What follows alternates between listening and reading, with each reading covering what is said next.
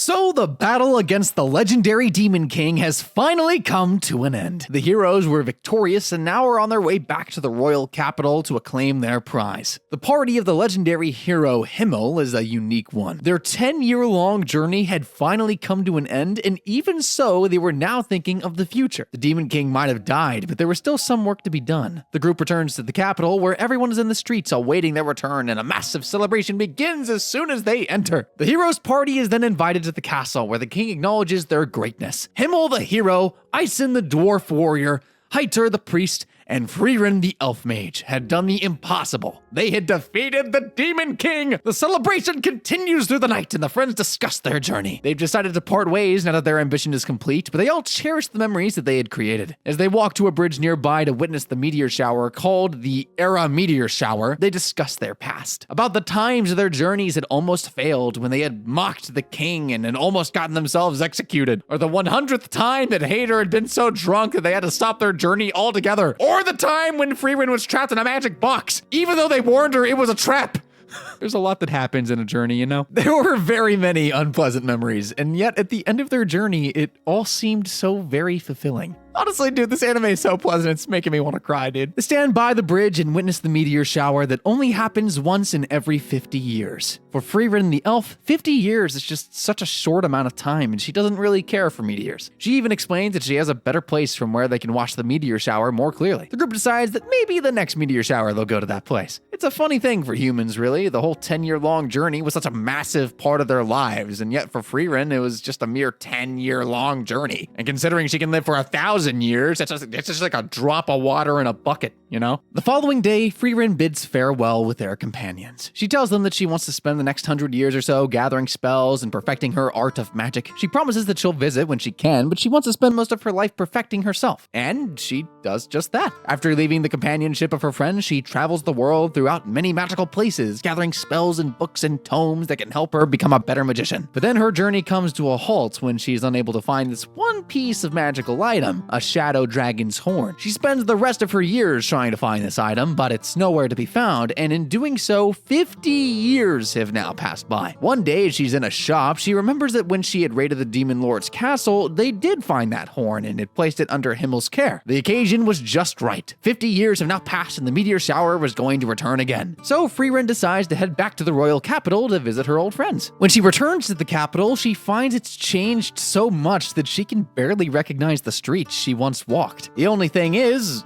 none of the heroes look the same, except for her. She visits her friend Himmel, who is now a mere shadow of his younger, handsome self. Actually, even that might be a stretch. He's old, short, and bald. Himmel still has fond memories of his friend and has kept the shadow horn in his drawer, hoping that one day she would return for it. After gathering the shadow horn from the hero, the group decides to have a little reunion. They all reunite by the city gates. Ison, being a dwarf, hasn't really changed much. Heiter is old and gray. He's a pastor now in the Holy Realm. They all decide to visit the place from where they can see the meteor shower clearly, like Frieren explained. The place is a week's journey from the palace, and these old heroes have all the time in the world. As they take the long journey to this location, the hero Himmel reflects back on his life, of all the memories that he had created with his friends. He remembers the foes they fought, the places they visited, and the enjoyment that they had in each other's company. Now that he's old, he can look back at his life, and despite all the hardship, he believes that he has lived a good, happy life. When they finally reach the location, they can all agree that Frieren was right. This place was certainly the best location to watch the meteor shower. Himmel had always dreamed of their past, and in all of his dreams, he always saw his companions, and today, for this journey and for this beautiful sight, all he can do is thank Frieren and his friends. When they return back to the capital,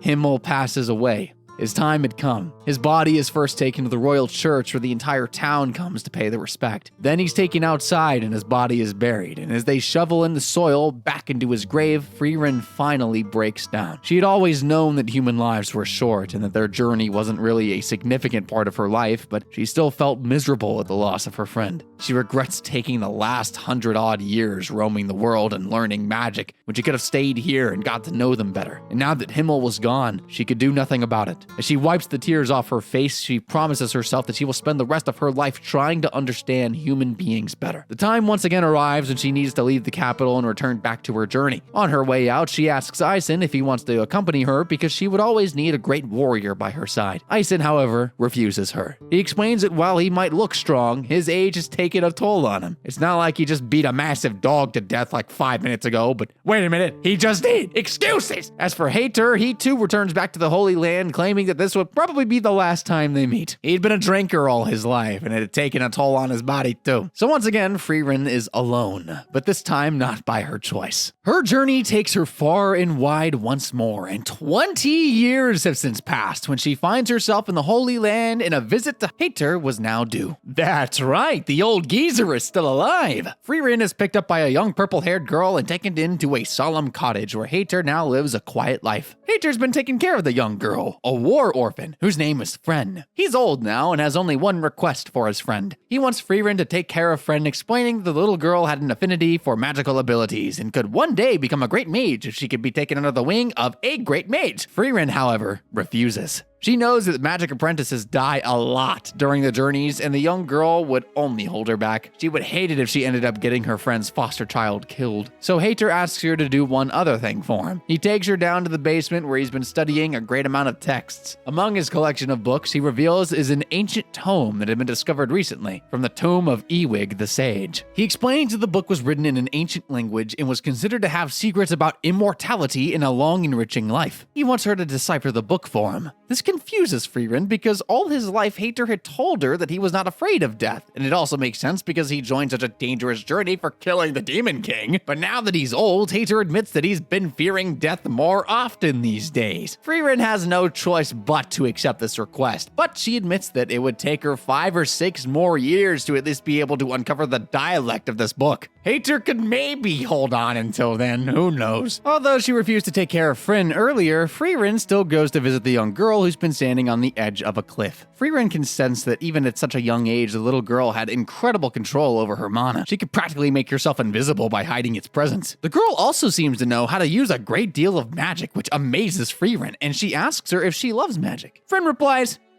somewhat. Is that a yes or a no? It's a somewhat! The girl often came to this cliff because Hater told her if she would be able to create a massive hole in the rock on the other side of the cliff, she would be able to call herself a mage. So far, she hadn't gotten to the rock itself, but she showed potential. Since Frieren would be staying with him for the next 5 to 6 years, deciphering the book anyway, she decides to give some pointers to the girl. Well, actually, a lot of pointers to the girl. She explains the use of magic, long-range magic, depended upon 3 things: mana strength, mana range, and mana control. Her earlier attack didn't reach the rock because she lacked the strength and range in her mana and magical abilities, and as for her control, she was pretty decent. Well, actually, way more than decent. She tells her not to be disheartened because controlling the mana was one of the most difficult things, and she had already mastered that. And the rest, well, Frieren would teach her as much as she could. And so as Frieren spends her time trying to decipher the book, she also helps out Fren with learning all the magical abilities that she lacked. Time passes like it's nothing when you live 1,000 years, or maybe it's the other way around, but soon 4 years have passed. Fren, while she has learned a lot of things, is still not ready. One day, Hater comes back to check up on the progress of the book and surprisingly asks about the girl instead. He wants to know if she's become a full-on mage. Frieren explains that she's far from it. She might as well finish deciphering the book before Fren can call herself a mage, and Hater suddenly falls to the floor just then. His age had finally caught up to him, and he can no longer move from his bed. So many years had now passed, so it makes sense for him to be old and tired, but he requests Frieren to continue teaching the girl and maybe even work on the immortality thing at the side. Seeing his condition, Frieren goes to talk to Fren, who's been spending most of her time in the woods these days, especially near the cliff practicing her spells. She has not yet been able to reach the rock on the other side of the cliff, but she continues to put in the effort. Frieren actually wants her to go back and spend more time in the house with Hater, considering his condition, but she refuses. She seems to be obsessed with magic, and not because she wants to be a powerful mage, but because she wants to make Hater proud. She remembers the time when she was saved by him. She had just lost her parents in a war, and with that,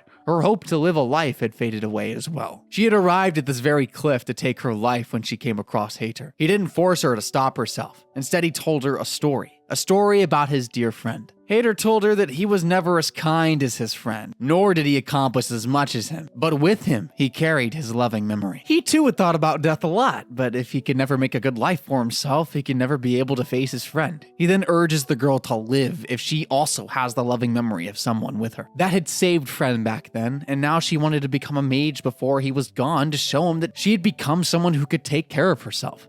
Frieren smiles. She knows that Friend really loved Hater and leaves them be. 2 years then pass, and finally Friend manages to strike the boulder across the cliff and becomes a fully fledged mage. Frieren had also finally managed to decipher the Book of Immortality, and it was all a hoax. There was no such thing as an immortality spell in that book. The funny thing is, Hater actually knew all about it. He knows how much people fear death. If there was such a thing as immortality, Ewig the Sage would have probably casted it on himself. He'd only wanted Frieren to decipher the spell, knowing it would take her a long time and she'd be able to teach Friend during that time and make her capable. Now she would no longer be a hindrance and Frieren could take Friend with her on the journey. With that, he tells Frieren to leave the very next day with Friend, as he doesn't wish for her to suffer the feeling of loss again in life. Frieren weeps for her friend, and you can almost feel that she curses herself for losing so many people so soon. She then tells him that what he was doing was selfish, and he should instead spend his last moments with Friend and give her long-lasting memories to cherish. Hater agrees. Before getting up from his bedside, Frieren asks why he saved Friend, and Hater ponders for a moment. He replies that that's what the hero Himmel would do.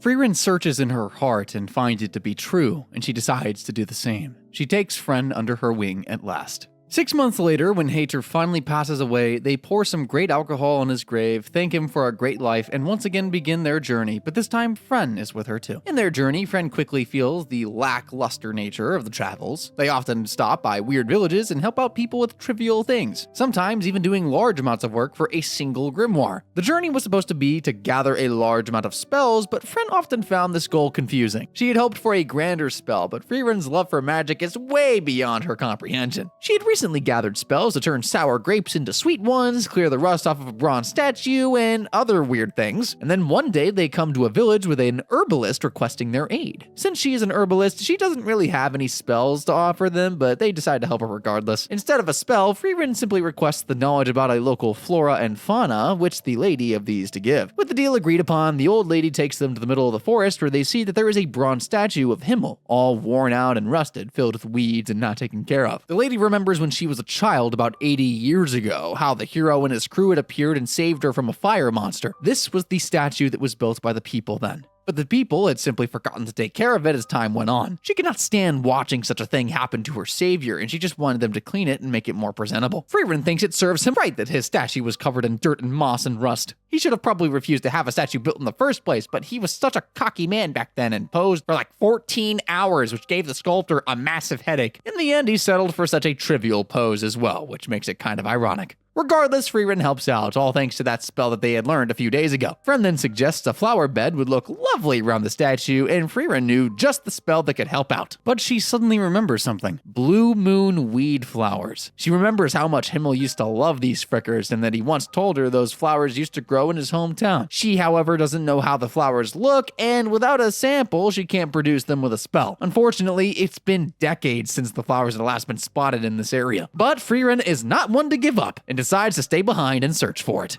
Time slowly passes, and each day Friend and Frieren search for the flowers but fail. Friend had started to get frustrated with all this. She saw no point in any of it. Trying to find something that doesn't even exist made no sense to her, and yet Frieren was different. Her everyday life was fully devoted to it. 6 months had now passed, and the search still continued, and Friend's frustration knew no bounds. Unlike Frieren, she wasn't immortal. Her time was priceless, and she felt neglected. Unable to talk directly to Frieren, she reveals this to the lady herbalist instead, who advises her that if she is truthful to Frieren, they could talk it out. So after 6 months of contemplation, Friend finally goes to Frieren with a pouch of seeds from a similar flower given by the herbalist. Frieren apologizes for not considering Friend all this while and promises to be better. Just then they notice seed rats, animals that eat seeds and collect their food. They follow it, and as they do, Frieren reveals that she wasn't always fascinated by magic like this. She was much more straightforward before, but a certain someone complimented her trivial magic, like producing a flower bed, for example, which made her love for magic deeper. Friend tries to claim that she's not at all like her, but even she had chosen magic because she wanted to make someone happy. In reality, they were both alike, only perhaps a bit of an an age difference between them, but still. They finally find a massive tower where the seed rat had been hiding many kinds of seeds, and right there was a flower bed of the strange blue moon weed flower. Talk about luck! And they're really beautiful, just like Himmel had told her. Finally, she's able to make a beautiful flower bed around the statue and a cute little flower crown on Himmel's head, just like he used to put on hers back then.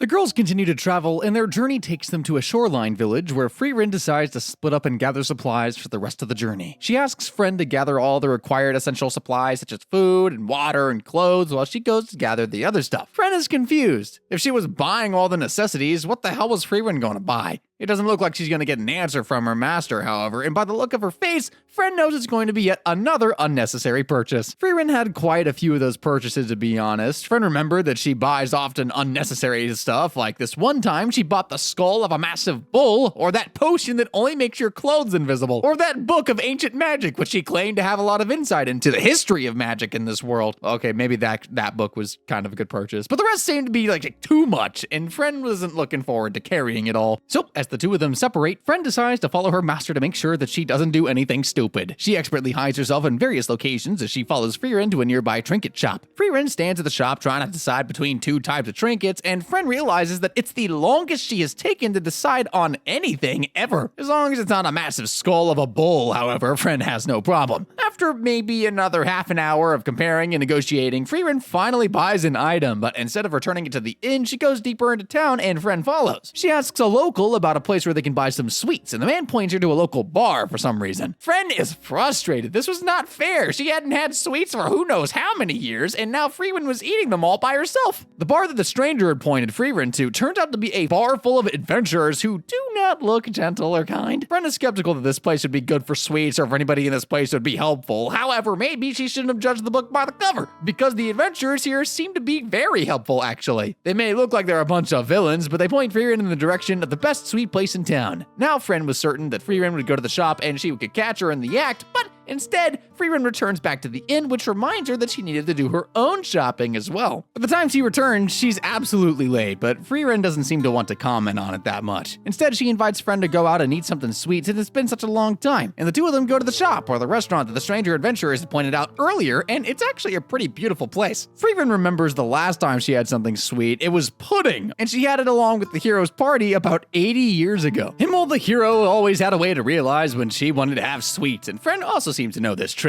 Is she that easy to read? Or perhaps the hero really loved her. Either way, back then, even if everybody knew what she wanted, she could never really tell what the others wanted since she was never really invested in their lives, but now she wants to at least try. The trinket that she bought earlier was actually meant for Friend as a gift. She doesn't really know if Friend would like it, but she wants to know more about her, so she tries. Friend is really glad that her master was actually trying to get to know her, and come to think about it, it was her birthday today anyway. Time really goes by fast when you're walking around with an immortal. After spending a lovely evening, they go back to the inn, and the following day their journey begins once more. After maybe 2 years of traveling with Frieren, Friend finally decides to ask her what the purpose of this journey was. Frieren seems to have the same old answer. She wants to collect a lot of spells, but this time she also mentions that while doing so, she wants to retrace all the steps that she took with the party of the hero, and in doing so, reminisce the memories that she shared with her friends, even though it was such a small, insignificant part of her life, before all signs of them fade away, and it will in a long time, but Frieren will still be there. Damn. Yet another year seems to have passed since the death of the hero, and today the girls find themselves in the middle of a forest in the central lands of the region. Here, Frieren is making Friend practice her defensive magic. She fires a massive amount of spells at the girl and asks her to block it. Friend does as her master asks, and heroically so, might I add. When their practice is over and the two girls head out once more on their aimless journey, Frieren gives a few pointers to her student. She had always realized that Friend hadn't read a single page of the book that she had given her, so pointing out stuff was the best thing to do. She explains that defensive magic is an absolutely powerful form of magic, but it depletes matter very quickly. So instead of creating a massive barrier, one must create small defensive magic modules that only generate in the region of the attack. So that way they can save mana and perform better in case of an actual battle. The two of them then find themselves in front of a small village. An old man greets them, and it's almost like he had been expecting them to arrive. He seems to know Frieren, and immediately upon her arrival decides to guide them to the place of the seal. This is the place that some 80 to 90 years ago, the hero's party had sealed the elder mage of corruption, Qual. The demon had created terrible atrocities across the world during during the time of the Demon King, and he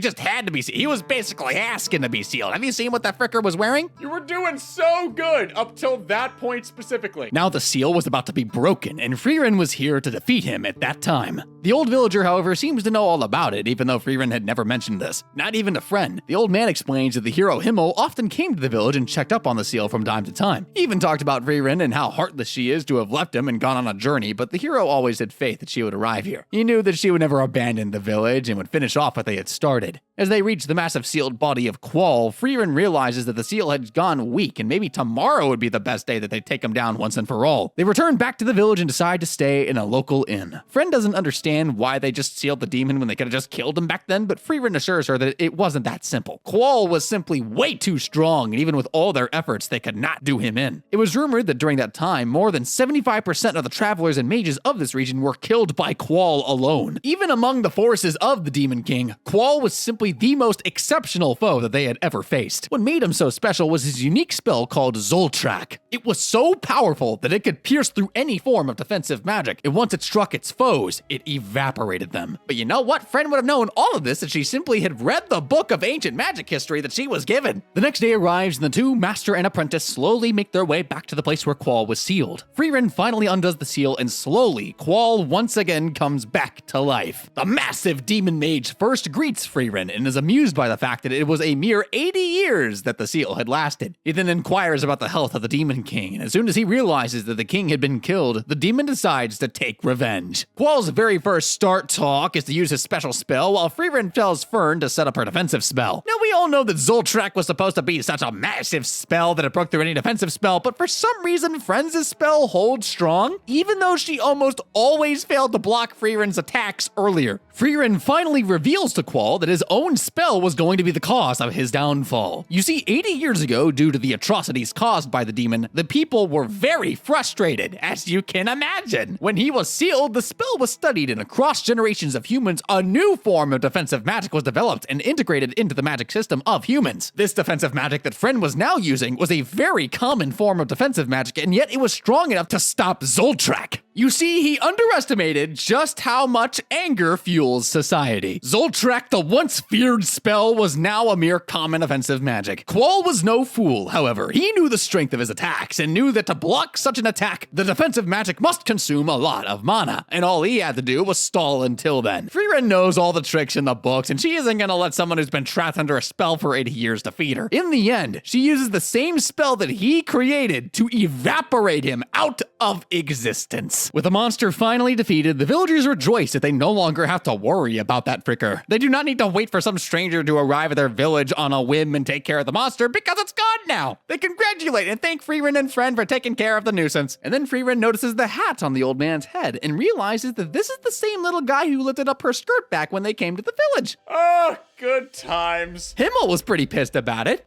Wonder how time goes by so quickly. After parting ways from the village, the journey of the girls lead them to yet another shoreline city. This city is called the Grand Canal, and it used to be, and still is, one of the most difficult regions to navigate through. A lot of ships get wrecked and come to the shore. Once there were people to clean the shore, but now it's been abandoned, and the shoreline is polluted with wrecked ships and bodies. The village chief explains all this to them, and in return for their services, he gives them a book which he claims to be written by the legendary mage Flam. Frieren skims through the pages of the book and asks if he has any other books to offer. Unfortunately, that seems to be the only grimoire in the village. When the village chief walks away, Friend asks why she accepted the job, even though the book is quite clearly a fake one. Frieren agrees that the book is in fact booty cake, and as for why she accepted the job, it's because she wanted to help out someone in need. Or maybe she wanted to help herself out, or both. Days, weeks, and eventually months pass by, and the two girls are now a regular part of the town. They've been helping out with clearing the shoreline and have been living in the town as well. Winter has begun as well, and Friend has started to get frustrated once more at her master. Frieren, who has never really cared about anybody's time considering she's immortal, and spends most of her days sleeping. If Friend wasn't there, she wouldn't have prepared her breakfast or washed herself or even woken up until noon every single day. Man, maybe I need a friend. Not to mention she's terribly clumsy and doesn't tidy up after herself at all. As they clear the shoreline once again, Friend can't help but ask how she even got by earlier. Did she never get in trouble with the heroes group? Turns out she did get in trouble once, at least. Only once? At least. The whole reason that they've been doing this cleaning also seems a little suspicious too. Fren and her suspicions are confirmed soon enough. Later, when they're visiting the village chief, he invites them to the New Year festival of the village, which occurs in the morning as the sun rises. Turns out that Frieren was expecting to visit this festival. The only problem is it begins at sunrise and she doesn't wake up in the mornings. 2 more months pass by and there seems to be no sign of Frieren improving on her sleep schedule. Relatable, holy frick! Fren still has to take care of her like a mother, which she's not really worried about, but she doesn't really know how long this can go on for and if she can ever wake up in time for the festival. She doesn't really understand why Frieren is interested in the festival in the first place. It's just a sunrise thing going on. She's probably seen millions of them. Frieren herself is not really sure if she'll enjoy the sunrise, but there's a reason that she's adamant to witness this one. Last time she was in this country was when she was with the heroes party and doing the New Year's festival. She had missed the sunrise because she slept through the entire day, so absolutely nothing has changed. She wasn't really interested in the sunrise, but the hero Himmel insisted that it was something that she would have enjoyed a lot. Now, 80 years later, she had the chance to see if she would really enjoy it. So that night, she decides to not sleep at all so that she could wake up on time, but eventually ends up falling asleep anyway, and Fren has to get her up. She drags her to the shore to witness the sunrise, and it feels very normal, actually. Frieren starts thinking that maybe Himmel didn't really know her properly after all. This sunrise was nothing to waste sleep over. But then she suddenly starts enjoying herself because Fren seems awestruck by the view and seems to be having a very great time, actually. Frieren always used to love the enjoyment of others, and perhaps Himmel was right. This sunrise wasn't that bad after all. Another year, or maybe 6 months, passes by again, and this time the girls find themselves near the hometown of Eisen. Actually, they find themselves meeting Eisen by the grave of his parents.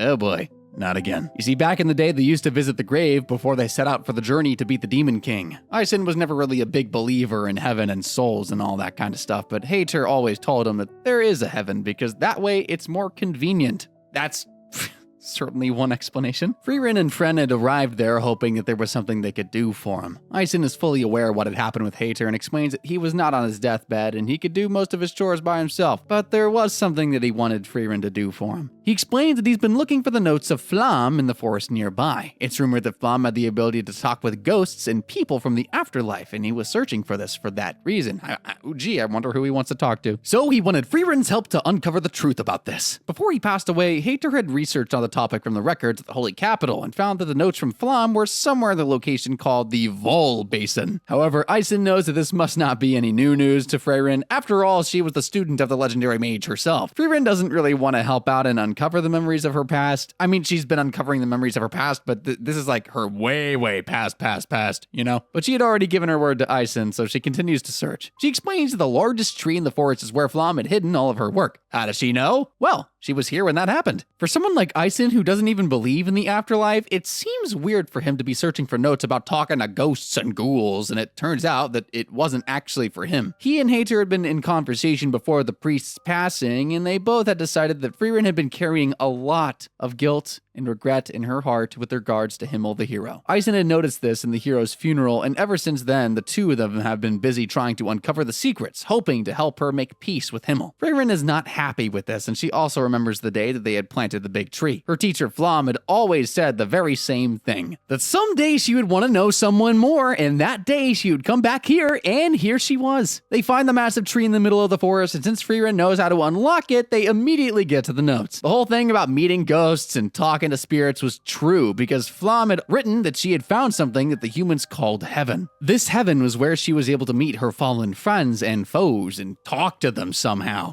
Heaven was real, and it was located in this world in the northernmost region called Aralolol. Does that mean I finally have God on my side? What? The northernmost region was now called Ende, and that is where the Demon King's castle actually was. And so Eisen simply tells them that they need to go there and make peace with Himmel and Hater. And who knows, maybe even him. The journey was going to be a long one, and Eisen doesn't really want to hold them back. So he decides to stay behind, but the two girls decide to take it on themselves. Before they leave, Eisen pulls Fren aside and asks her what kind of master Frieren was. Fren seems undecided, but one thing is for sure. Frieren was putting in an effort to know her. Eisen remembers back when they were about to separate 80 years ago, and back then Frieren would have never taken an apprentice, no matter who requested her. So he now realizes that perhaps Frieren has changed. He then bids them farewell, and the girls begin their journey. The journey that would take them another 10 years. The journey to the end of the world, also known as heaven.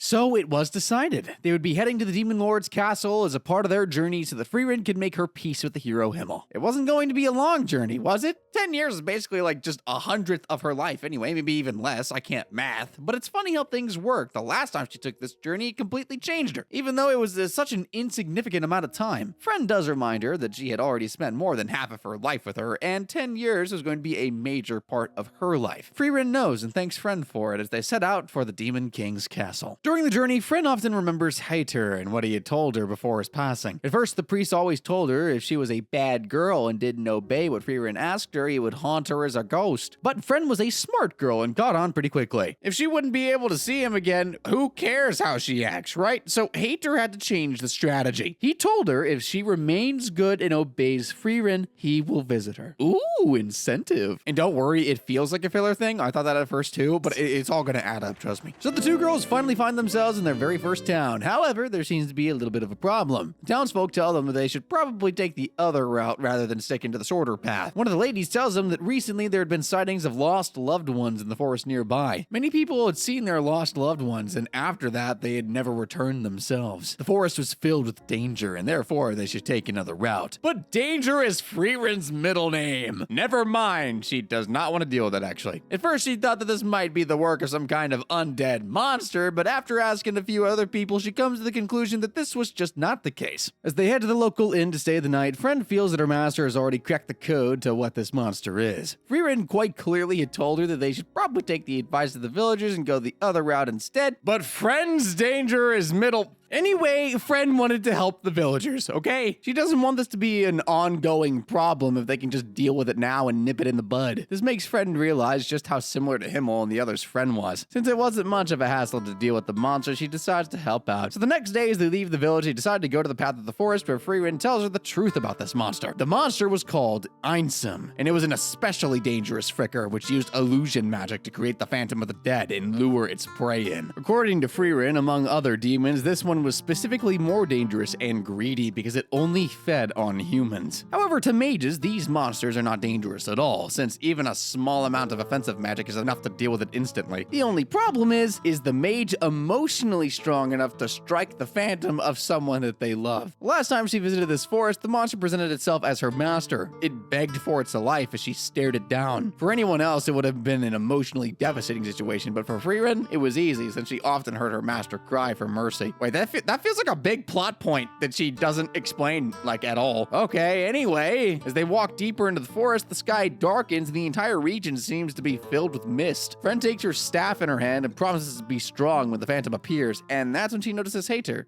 Or rather, his phantom. Friend still has full control of herself. She knows that this is not the real Hater, it is just an illusion magic that's trying to lure her in. But it doesn't change the fact that it still feels very real. Einsam, the monster, was using the mist to draw at her memories, and everything that Hater says feels like what he would actually say. The monster was really good and convincing. As for Frieren, instead of her master, Himmel appears. And at that point, she smiles at herself. She had really changed over the years. Einsam, no matter how smart or creative with the production of these illusions, is unable to change the fact that the phantom illusions will say the exact same things that the real ghosts or persons would have said. So the Himmel phantom frankly asks Frieren to kill him. Frieren knows that that's exactly what Himmel would have said if he was a phantom, and she blasts him with an offensive light spell, clearing the sky in front of her. Friend takes some time to soak in every single word that the Hater phantom before her had to say before finally firing a spell of her own and clearing the mist. Einsam is now dead, and the villagers were safe. Frieren, realizing that this must be an emotional thing for Friend, reminds her that they will be talking to the real Hater soon. After all, they were going to heaven. The girls then move ahead with the journey and reach the Regal Canyons. There, they notice a massive dragon. They could have easily taken the other way around and not bothered with the dragon at all, but Frieren notices something that she wants to take with her. In the dragon's nest, there is a grimoire that she wants to get. She asks Friend to take out the dragon. Friend, like an obedient student, steps up and fires a massive offensive spell that the dragon deflects from its body, and it strikes the hill nearby. There was not a single speck of damage on the dragon, who seems to be a little angered by the recent attack. Frieren's plan B is as logical as the first one.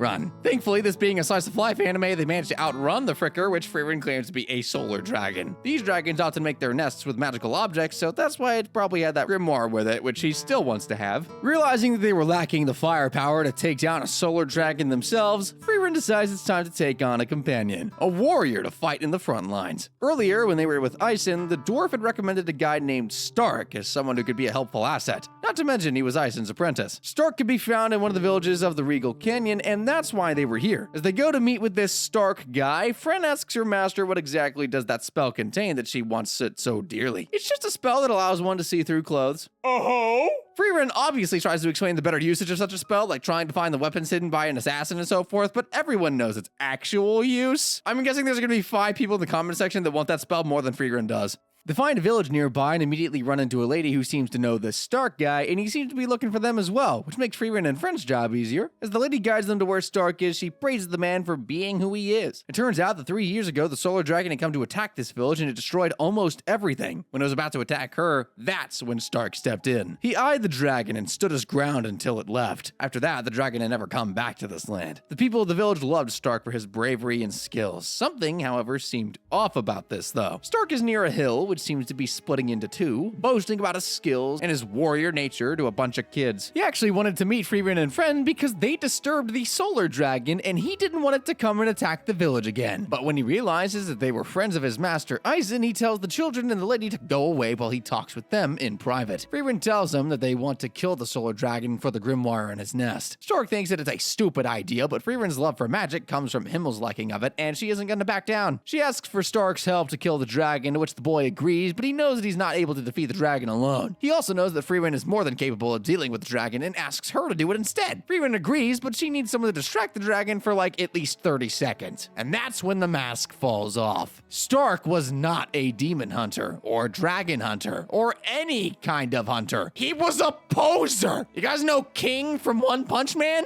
That. The day when the dragon showed up, he went to face it, but he was so scared he couldn't move. The dragon, for some reason, took pity on him and flew away and never attacked the village. Since then, because it was just nesting. The villagers thought he was some kind of hero, and, well, frankly, he just enjoyed the attention. Hearing this, Fren concludes that Stark was not going to be a useful asset, but Frieren still believes in him and tells him that tomorrow they're gonna kill the dragon and he better show up. When Ison had first mentioned his apprentice Stark, Frieren had asked him if he was a great warrior. And her companion was very straight up with her. Stark was a coward, but he was just like Ison. When monsters had attacked his village, Stark was the only one who ran away instead of fighting. And just like what Ison had done, he saw his parents murdered. So he had taken the boy in and taught him everything that he knew. Fren was still skeptical until that night when they were woken up by loud crashing noises. Frieren asks her student to go check it out, and Fren makes her way there, chasing the sound all the way to the hill where Stark is swinging his axe. He was indeed a capable man, for he was the one who had been striking the hill and almost splitting it in half. Fren is amazed by the sheer power that Stark possesses and is guilty to have doubted him earlier. However, it still seems to her that he has no intention of fighting the dragon, so she asks him why he even trains after being resolved about not fighting monsters. Stark replies that he simply does this to repay the villagers. Even though the monster didn't attack the village because it didn't feel like it, it might attack any time. He wants to be prepared, but he doesn't also want to go and face the dragon itself because why initiate violence when you're not a fan of it? That being said, he was always very cowardly, and perhaps he might have ran anyway. Stark has a lot of guilt about the time when he left his master's house. The wound that he had claimed to have gotten while fighting a monster was actually from a hit by Ison. He feels that Ison was disappointed in him because of his weakness. Fren feels guilty and tells him that he's strong and reliable, and she relates to him as when she first fought her monsters, she had similar experiences. She froze on her feet and Frieren would not help her at all. She ran at first, but was cornered and then had no choice but to fight. What Stark was lacking was resolve, and he would become a better warrior. With that, Fren leaves and goes back to the inn. The next day, they go to pick up Stark, but he doesn't seem to be around anywhere. They start believing that he might have ran away, but he actually meets up with them near the canyon by the dragon's nest. He seems actually resolved thanks to Fren's little speech and tells Frieren that he'll hold the dragon down for 30 seconds. He asks her to kill the dragon and to not let it escape if he dies before that. that. Freerin then agrees. They stand atop the canyon watching the dragon, and it seems that Stark's hands are shaking in fear. Freerin smiles. It was the same with Ison. Every time they faced off a dangerous enemy, he would shake in fear. Ison was proud of this fear, however, and knew that it was fear that kept him alive and going for so long. Stark then leaps into the canyon with his axe to face off the solar dragon. As Stark approaches the fricker, he remembers what Freerin said about his master. He was scared too, and all he needed was resolve. The dragon eyes the man down and seems cautious to attack. Freerin realizes this and looks like she knew it from the get-go. Stark was strong. The dragon didn't leave the village because it felt like it. It was actually scared of Stark. You see, dragons were magical creatures that had the ability to detect strength. What's more was that Ison didn't hit Stark because he was disappointed. Freerin had the chance to talk to Ison, and he revealed that he hit Stark because he was afraid of him. Afraid of the monstrous strength that the boy possessed. Stark was going to be a great warrior. Back in the canyon, the battle begins, and by 30 seconds, I mean exactly 30 seconds. That's how good the attention to detail is in this anime. The dragon's pinned down. He calls for Freerin to come quickly and defeat the dragon, but the dragon was already dead. He had defeated the dragon all by himself accidentally. The dragon evaporates slowly as Freerin and Friend rush to its nest filled with magical items. Freerin wants to take it all with her, but Friend warns her that they have space for only 3 of these items. The next question is, does Stark intend to join them in the journey? Stark had heard from his master that the journey they took was a ridiculously fun one and would like to take it on himself. Freerin can't lie. She would have said the same thing. I mean, they were headed to kill the Demon King who had defeated so many warriors before them, and even so, they found a way to have fun and enjoy thanks to the funny casual spells that Freerin had with her. So, with the dragon defeated, Freerin and the crew gather their goods and bid farewell to the villagers. Stark gets a basket full of food as a gift as well. They soon arrive at the fortress city of Wall, the final checkpoint before heading further north of the Regal Canyons. The guard at this border seems very rude to them, thinking of them as some random adventurers. He explains that the northern pass beyond the city was plagued with the remnants of the Demon King's army and therefore was way too dangerous for them to pass. They would need to wait for some while before the royal forces would take out the demons to the north. Freerin has no concern though. She's more than willing to stay in the city and study magic. She knows this magic shop in the city which has some cool tricks that she wishes to learn. Friend, who knows how unconcerned Freerin is about other people's time, wants to argue with her, but her master has no mind to do so. She dismisses them and tells them to hang around a while she goes and gets them a room at the inn. Freerin then leaves and Stark is off to some inn to have lunch as well, and Friend is alone in the street. She overhears a couple of people talking about how it would take over 2 years for the soldiers to deal with the threat of the north. And 2 years is a long time for Friend, at least, and she isn't gonna be doing nothing finding spells to dissolve clothes or whatever. She wants to do something about this. So, despite not being very fond of Stark, she goes to talk to him about it. Frankly, even Stark doesn't want to spend 2 years in a random town, and he decides to help out. The two of them go around town asking people if there's another way to bypass the northern checkpoint. At first, Stark even suggested they could fly over the northern walls and get past that way. However, Friend reminds him that this whole city was surrounded by a height barrier, which was placed in order to prevent any high-level flying monsters from entering into the city. Therefore, flying was a no-go. So they go around to the Merchants Guild, and after finding no answers there, they go to the Thieves Guild, and then back to the black market itself. They find no answers. The only way to bypass the northern checkpoint was to go through the northern checkpoint. In their search, they end up in the high walls of the city, and Friend realizes that Stark has been a little too helpful with all this. She thinks that he wants to get out of the town more than she does and asks him why he's so eager. While Stark explains that he owes a great debt to his teacher, Ison. Even though the dwarf had lived a long life, he often claimed that the 10-year-long journey was one of the best things that he had ever done. He really wanted to go on this journey with them, but now he's too old to carry on. So before Ison dies, Stark wishes to go on as many journeys as he can to tell the stories to his master so that he could live those moments through him. And considering his age, they might not have a lot of time left. Even so, there was nothing they could actually do about it since there was no way they could leave the city. They return back to the town disappointed when they notice Freerin hiding from someone. They go to confront her and she claims that the town guard is pursuing her actively for some reason. Just then the town guard actually notices them and comes there along with the village leader. The man is very apologetic and bows down his head and falls to the floor for not realizing that it was Freerin, the legendary hero's accomplice. The village chief commands Freerin's eagerness to go and take care of the Demon Lord's remaining soldiers for the sake of the people and allows them safe passage to the northern lands. Turns out if they had just told them their identity in the first place, none of this would have happened. But I guess that's what Freerin had actually planned? She was fully intent on spending the next 2 years researching dumb magic. Are you serious? With the passage to the Northlands allowed, Freerin and her uncanny group find themselves further into the Northern Passage. As they travel, Freerin remembers the times that she used to gather grimoires when traveling with Himmel and her other friends. She often got books written by Flammy, and mostly those books were fakes. Regardless, she took them anyway. The hero in the group had started to think that perhaps Flammy was just a fairy tale to begin with, considering how all of her work seems to be either fake or lost. Freerin doesn't know what to say, but she does understand that it's logical for her friends to think this way, considering that Flammy lived such a long time ago. Freerin was, and is, certain back then that she might be the only person who remembers Flammy's actual frackin' face. Back in the present, they run across a landslide in a nearby hill that has blocked the path for merchants to travel to the nearby town. The villagers in the north were in a constant struggle with the remaining demons, and this is probably just one of the causes of the skirmishes. Naturally, Freerin decides to help out, and the group starts clearing the path. Stark, however, doesn't understand why they have to go through such trouble clearing the entire path when Freerin could just easily lift the merchant who asked for their help to the other side. Freerin, however, wants to make sure that no one else gets affected by this, so on they go until the entire path is cleared. There's also a bit of development in the relationship between Stark and Friend, but nothing to be excited about yet. The merchant then leads them to the village that he was going to in anticipation of the upcoming Liberation Festival. The village has been preparing for the festival for some time now, and the merchants have been bringing in goods for the festival. At first, Freerin scoffs. Humans always make such a fuss and decide to celebrate such trivial things. Well, to the humans' credit, for Freerin, killing a half-lion serpent monster might be a daily thing, but for them, it only happens in a long, long while. So they had decided to celebrate the heroes' party who had defeated the monster and liberated their village. The merchant explains that on the day of the festival, the villagers gather by the heroes' statues and celebrate their lives. Little does he know that one of the heroes is still amongst them. Speaking of the statues, Freerin remembers the day Himmel posed for them. It was the 5th attempt that finally managed to satisfy the hero's artistic thirst. He would have made the guy sculpt more if he could have. Everyone, including Freerin, thought that Himmel was just a poser and wanted to have as many statues and pictures of him as he could, but the truth was something else, actually. Himmel very well knew that Freerin would outlive all of them, and these statues and the people celebrating them would help her feel happy and, less alone. And turns out he was fracking right. 80 years later, in some booty nowhere random village, as the people celebrated her life and achievements, she didn't feel alone anymore. That's such a shade thrown at Friend, though. She's been traveling with her for quite a while now.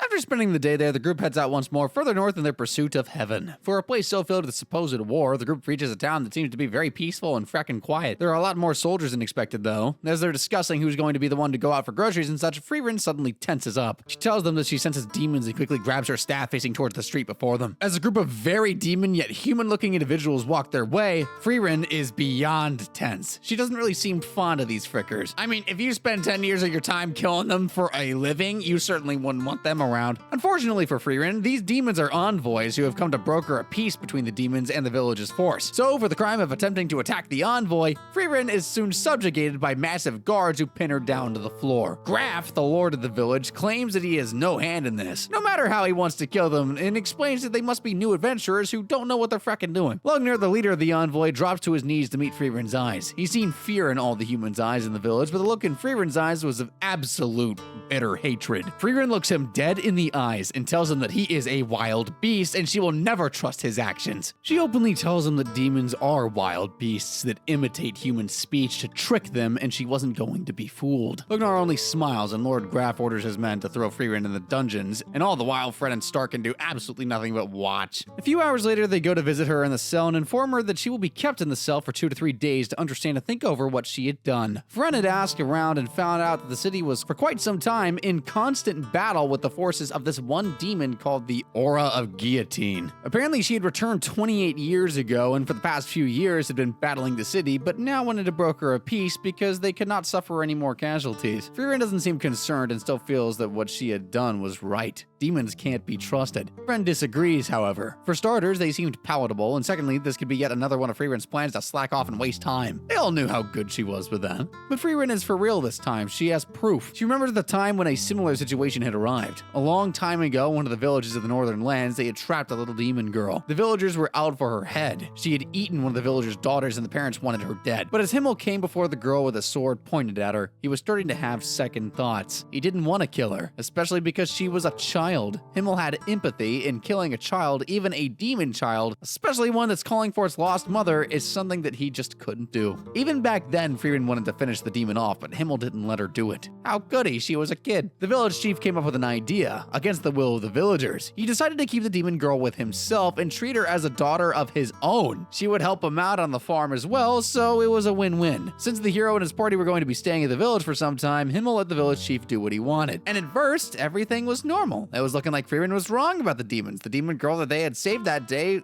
lived with the village chief and his daughter in peace, and even made friends with a young girl, or so we thought. As you may have guessed, one day the village chief's house was on fire, and outside, the demon girl was carrying the chief's young daughter unconscious in her arms. The village chief was dead, trapped inside the burning house. The villagers are gathered outside, and so are the parents of the girl who was once eaten by that same demon kid. They look at her with contempt, and the demon girl tells her that she had always sensed this hate from them for killing their daughter, and therefore she had now brought a replacement daughter for them, just so that they could let her live in peace. When Himmel arrives at the scene, he couldn't believe his eyes. His trust was broken. He wouldn't allow the demon child to leave, and the child foolishly decides to take the village chief daughter as hostage. Only for like a millisecond, though, because the hero slashes her arms and swipes the daughter away. He finally allows Frieren to do what she wanted to do from the very beginning. Frieren quickly fired a spell, and soon the demon child starts to evaporate back into nothingness. As she does so, she still utters the word, Mom. These tricks are not going to work on Frieren because she knows the demons are very solitary beasts. The young ones are let to survive on their own minutes after they're born, so demons don't really have any concept of family. Yet she's intrigued, why does this one keep calling out to mommy? So before the demon can evaporate completely, Frieren asks her why she utters that word, and the answer from the demon child is utterly bone-chilling. She explains that she uses the word because hearing that, the humans let them live. And is there ever anything one would not do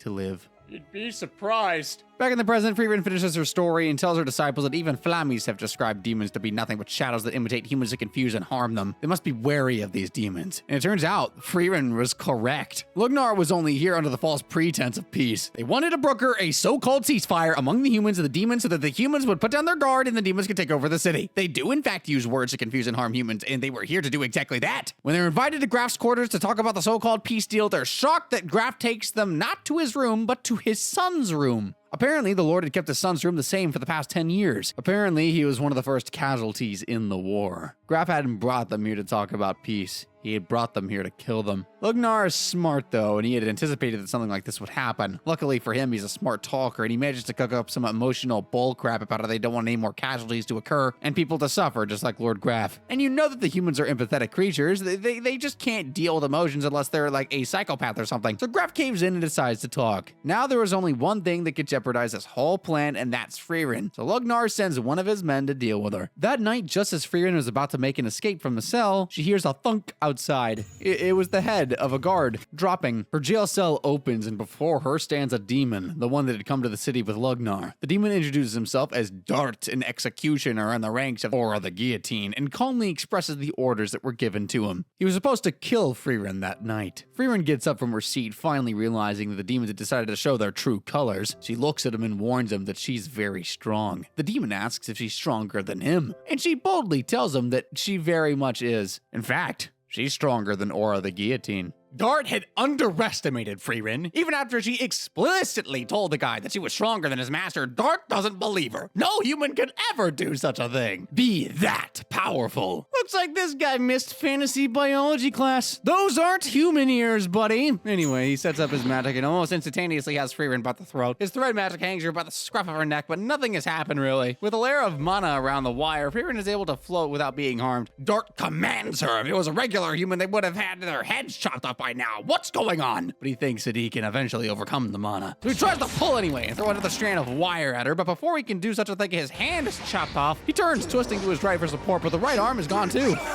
Okay. Blood oozes from both ends, and before he knows it, Frieren has him by the neck, and seconds later, he's fracking dead. The remains of the demon slowly starts to fade away as shadowy dust and nothing but bloodstains remain in the room. Frieren then exits the jail cell to find the guard dead. Oh, she is in trouble. Elsewhere, Friend and Stark are eating, discussing what they should do about Frieren being captured. Friend thinks that they should probably go to Lord Garf's mansion and request him personally, but Stark's not a fan of the idea. He lays out the facts. Frieren tried to attack peace envoys who were demons, but nonetheless, they are peace envoys who are under the care of the Lord. If they go there requesting her release, they will only face a harsh battle and nothing else. Friend doesn't really mind out the way, but she thinks she can reason with Garf, and besides, it looks like the real reason Stark doesn't want to go is because he's fracking scared. It's in his nature to be cowardly, but he seems to be shaking, actually. He explains remembering the day Frieren got caught, how Lugnar traded them all. He was only looking at Frieren as if everything else was invisible to him, as if he could kill them all. Back at the Lord's estate, the demons are stationed in the guest room. The girl demon, Linny, finally realizes that she can no longer sense Dart's magic. Lugnar knows that this means the fool is dead dead, but he refuses to believe that it's just because Dart underestimated that mage. Suddenly, the door barges open and Garf and his guards enter the room. They seem alarmed. First, Garf asks where the third member of their team was, and Lugnar makes an excuse that he had just gone to the bathroom. Garf immediately then changes the topic and starts to explain that the mage he had ordered to be captured was no longer in her cell. He also reveals that one of his guards was killed. Lugnar tries to play the part and tells them that he can help them if they want to track the mage down, but unfortunately for him, his ruse was over and Garf had discovered it all. He knew that the mage was not stupid enough to kill a guard. If she was, she would have done so when she was captured. His men then surround Lugnar and the girl demon, and Lugnar smiles. He was excited now that he didn't have to pretend to be a peace envoy. He starts biting down on his hands until blood spills on the floor. The same blood that acts as his flexible sword and slices through the entire room, killing all the guards in just an instant. Garf tries to battle it out with the guy, but he too is of no match. Lugnar strikes Garf through his stomach, but manages to keep him alive somehow. He wants the Lord to deactivate the magic spell surrounding the city so that the demons can attack it easily. Fred and Stark are on their way to the Lord's castle when they suddenly notice a hooded figure walking quietly down the street, and Fred immediately recognizes her master, who takes them aside to reveal what had happened. She explains how one of the demons had arrived to kill her, but that she eventually defeated him, but there was a problem. When demons are killed or die, they evaporate into the atmosphere, and since there was a killed guard right next to the jail cell, it's very likely that everyone thinks that she's the one who killed the guard. She doesn't want to stay in this town any longer and tells them that she's about to leave. Stark and Fred, however, asks her to stay because they need to deal with the rest of the demons, otherwise they would wreak havoc in the kingdom. Freeman doesn't care anymore. She tells them to deal with the demons themselves, and after all, they were adventurers, weren't they? The two students tried to argue that the demons are very powerful compared to them, but does that make any difference? Adventurers have to deal with powerful monsters all the time. I mean, it was a logical argument, but it doesn't stop Stark from bowing down and begging for Freeman to help them out anyway. But Freeman isn't in the mood. Freeman wasn't running away from battle, however. She'd actually sensed a great amount of mana at least 10 kilometers away from the town, and she knew that a demon army was brewing nearby. She had to deal with that first. Aura of Guillotine was a formidable foe, one of the 7 great mages of the Demon King's army. Freeman hated fighting such a powerful enemy, just like Stark hated fighting those demons in this town. Powerful enemies are always a pain, but all the more reason to deal with them quickly. Fred and Stark slowly make their way to the castle at the border of the town after realizing that Garf had already been captured by the demons. They plan to help him escape and maybe also defeat the demons in the process, who knows? Garf, on the other hand, is now a captive of Lugnar and Linny. They've tied him down as Lugnar goes into a monologue talking about magic and how it's such an integral part of the demon society. Most demons take their entire lives perfecting a single form of magic, just like how he had perfected the blood sword magic. He taken inspiration from a lot of the previous demon mages and knows that time is an effective thing in perfecting anything. No duh! He didn't make the perfect segue into explaining to Garf that he is willing to give him time to think it through, though. But hey, I'm not one to judge bad segues. I was about to say. Speaking of saying, the choice is simple. Either he opens the barrier and dies, or just simply dies. They leave him in the room and head outside. Don't really need time to think that one through. Seconds later, Stark manages to enter the room and starts untying the Lord. Garf points out that his hands are shaking, but believes that it's a good thing. He knows that there's strength in fear. His son was also trembling the day he went out to battle. Stark doesn't pay mind to Garf's rambling. He continues to try and cut down the rope, tying the Lord down, but it seems to be stuck somehow. Even with his knife, he's unable to untie it and believes that it's some sort of magic. Garf isn't much interested in being freed either. He's been injured gravely and knows that he doesn't have much time left. He tells Stark to take the pendant on his neck, which is his house emblem. With that, he would be able to command or give orders to every single guard in the city and make sure that the citizens are evacuated before the demons could launch their attack. Wow, so all it takes to be a lord is have that fracking thing around your neck? That's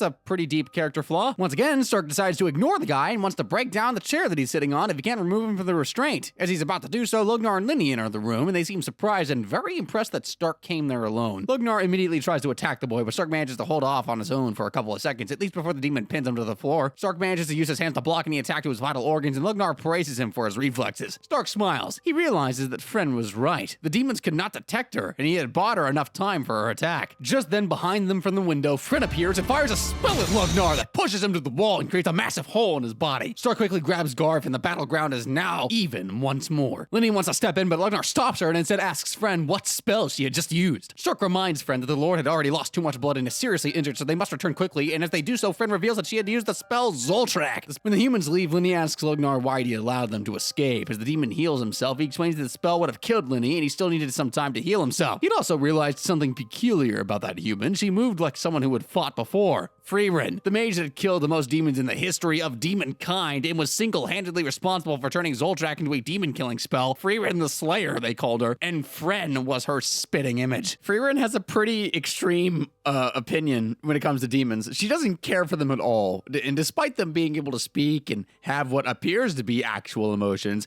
Frieren thinks they're no better than animals or simply just senseless monsters, and it wasn't always like this. Several hundreds, maybe even 1,000 years ago, Flum, the legendary mage, found herself in an elf village. The villagers had all been slaughtered, and she guessed that it was the work of demons. The houses had been ruined, dead bodies spread across the land. By the edge of the village, she found a dying corpse of Basalt, the throne, one of the deadliest warriors in the rank of the Demon Lord. And by the body, she also found a tired elf child, Frieren. She'd killed the demon all by herself. Flom couldn't understand why such a strong mage like Frieren would want to attack the demon head on. Why not a more subtle approach? Frieren was still young back then. She had no answer to that, but Flom saw potential in her and took her in as her apprentice from that very moment. She carried her away from the forest. As they walked to a safer place, Frieren expressed her regrets not being able to save anyone despite being so powerful. Flom, however, tells her that if she was Frieren, she would have run at the side of any demon despite being powerful. She reminds Frieren of the importance of being subtle and slightly manipulative, as demons use speech to manipulate humans. So you gotta fight fire with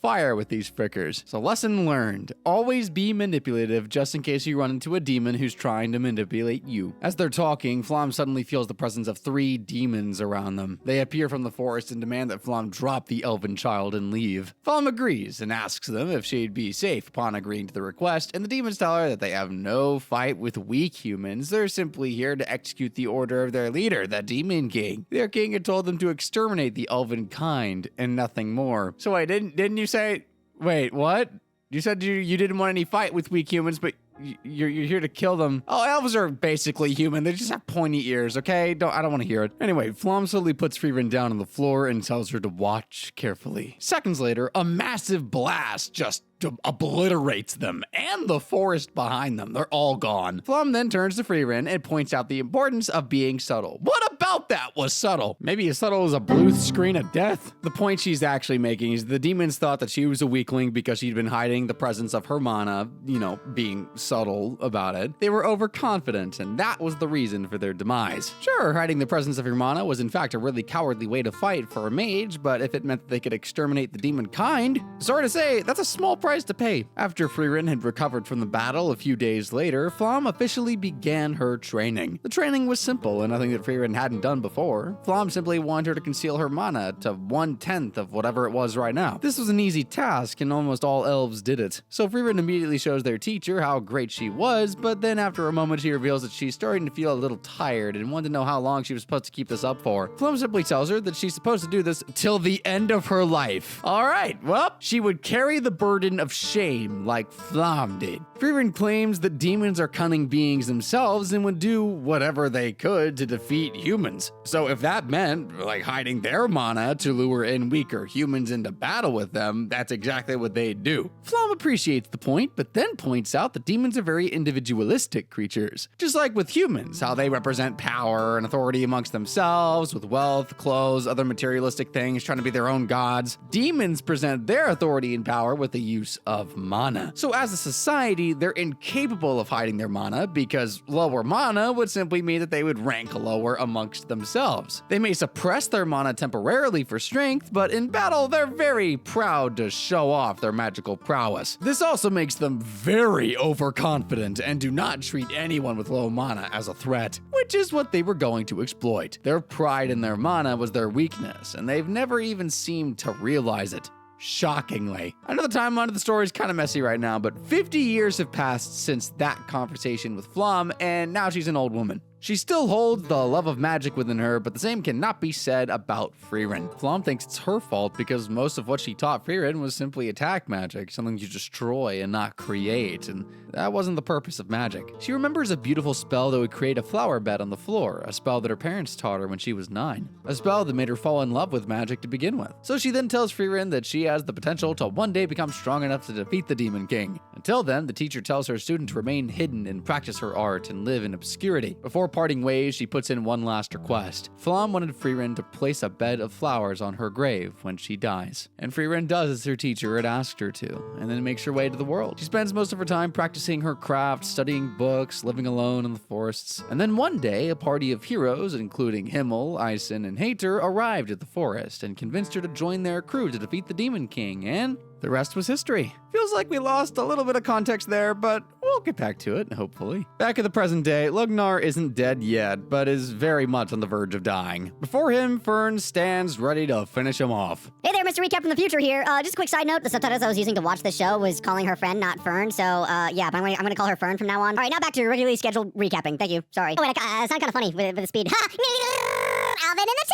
Lugnar couldn't believe that he lost against Fern. He can see her mana right before him, and it's not even capable of taking on a low-ranking demon, yet here he was, dunked on by a Fern, who definitely was not called friend at any point in this recap. I'm gonna need someone to compile all the times he said friend in over the past, like, how long have we been doing this? Doesn't matter. Anyways. A while. But then suddenly he realizes Fern had been concealing her mana. He thinks this is a disgusting thing for a mage to do, but Fern don't care. She won! And that's exactly the way you should look at it. Elsewhere in the battlefield, Aura the Guillotine is feeling pretty confident right about now that she's going to defeat Frieren the Slayer. After having defeated so much of her immortal army, Aura believes that Frieren must have exploited much of her men. That's terrible out of context. This was her chance now that she could use the Scale of Obedience to put Frieren under her command. Frieren even warns her against it, but Aura's full of herself. There's no way that she could be defeated. Who was Frieren anyway? No one had ever even heard of her more than 80 years ago. Looking at her mana, Aura thinks that at most this elf has had a century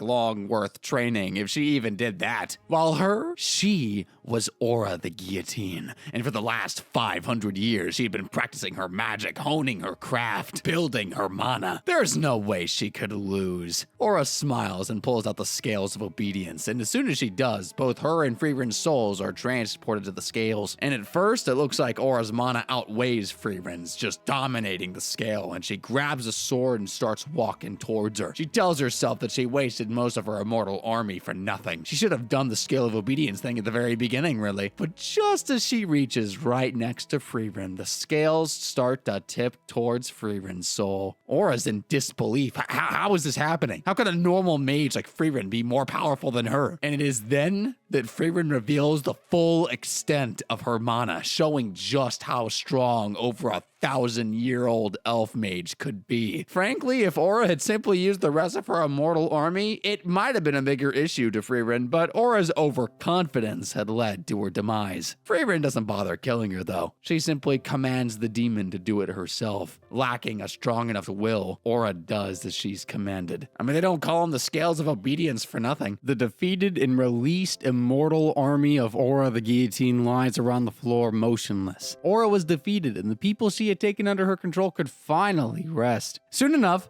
Fern joins her too, and the two master and apprentice pray for the souls of the departed. Stark, who is surprisingly safe and alive, comes along with Graf to the scene. Frieren's first instinct is to run, but Graf tells her that he would pardon her. After all, he knew that the demons were the ones who killed the guards. So as the group watches on, Graf and his soldiers scour through the many empty armors lying on the floor. Amongst them, Graf notices one that belonged to his son. He's overjoyed. Frieren had given him the biggest gift that he could ever have expected from anyone. His son could finally have a proper burial. In return for this great help, he promises to help the heroes as best as he can. He calls them to his palace later on to hand over the only grimoire they have from the late great Flam the Mage, but unfortunately, as we've seen throughout this anime, this grimoire is also a fake. It was supposed to have information about the barrier magic that Flam had developed a millennium ago, but for some reason, all the spells written in the grimoire were very mediocre. Graf is surprised at first, considering this grimoire had been a family heirloom that was passed down from generations to generation, and was also used to cast the barrier magic in the city. But then he acknowledges that the grimoire had never really been used. It had been the information that was passed down verbally that was used to cast the spell. All this time, Stark had been crapping his pants after realizing that talking to nobility in a demeaning way like he did when he was saving Graf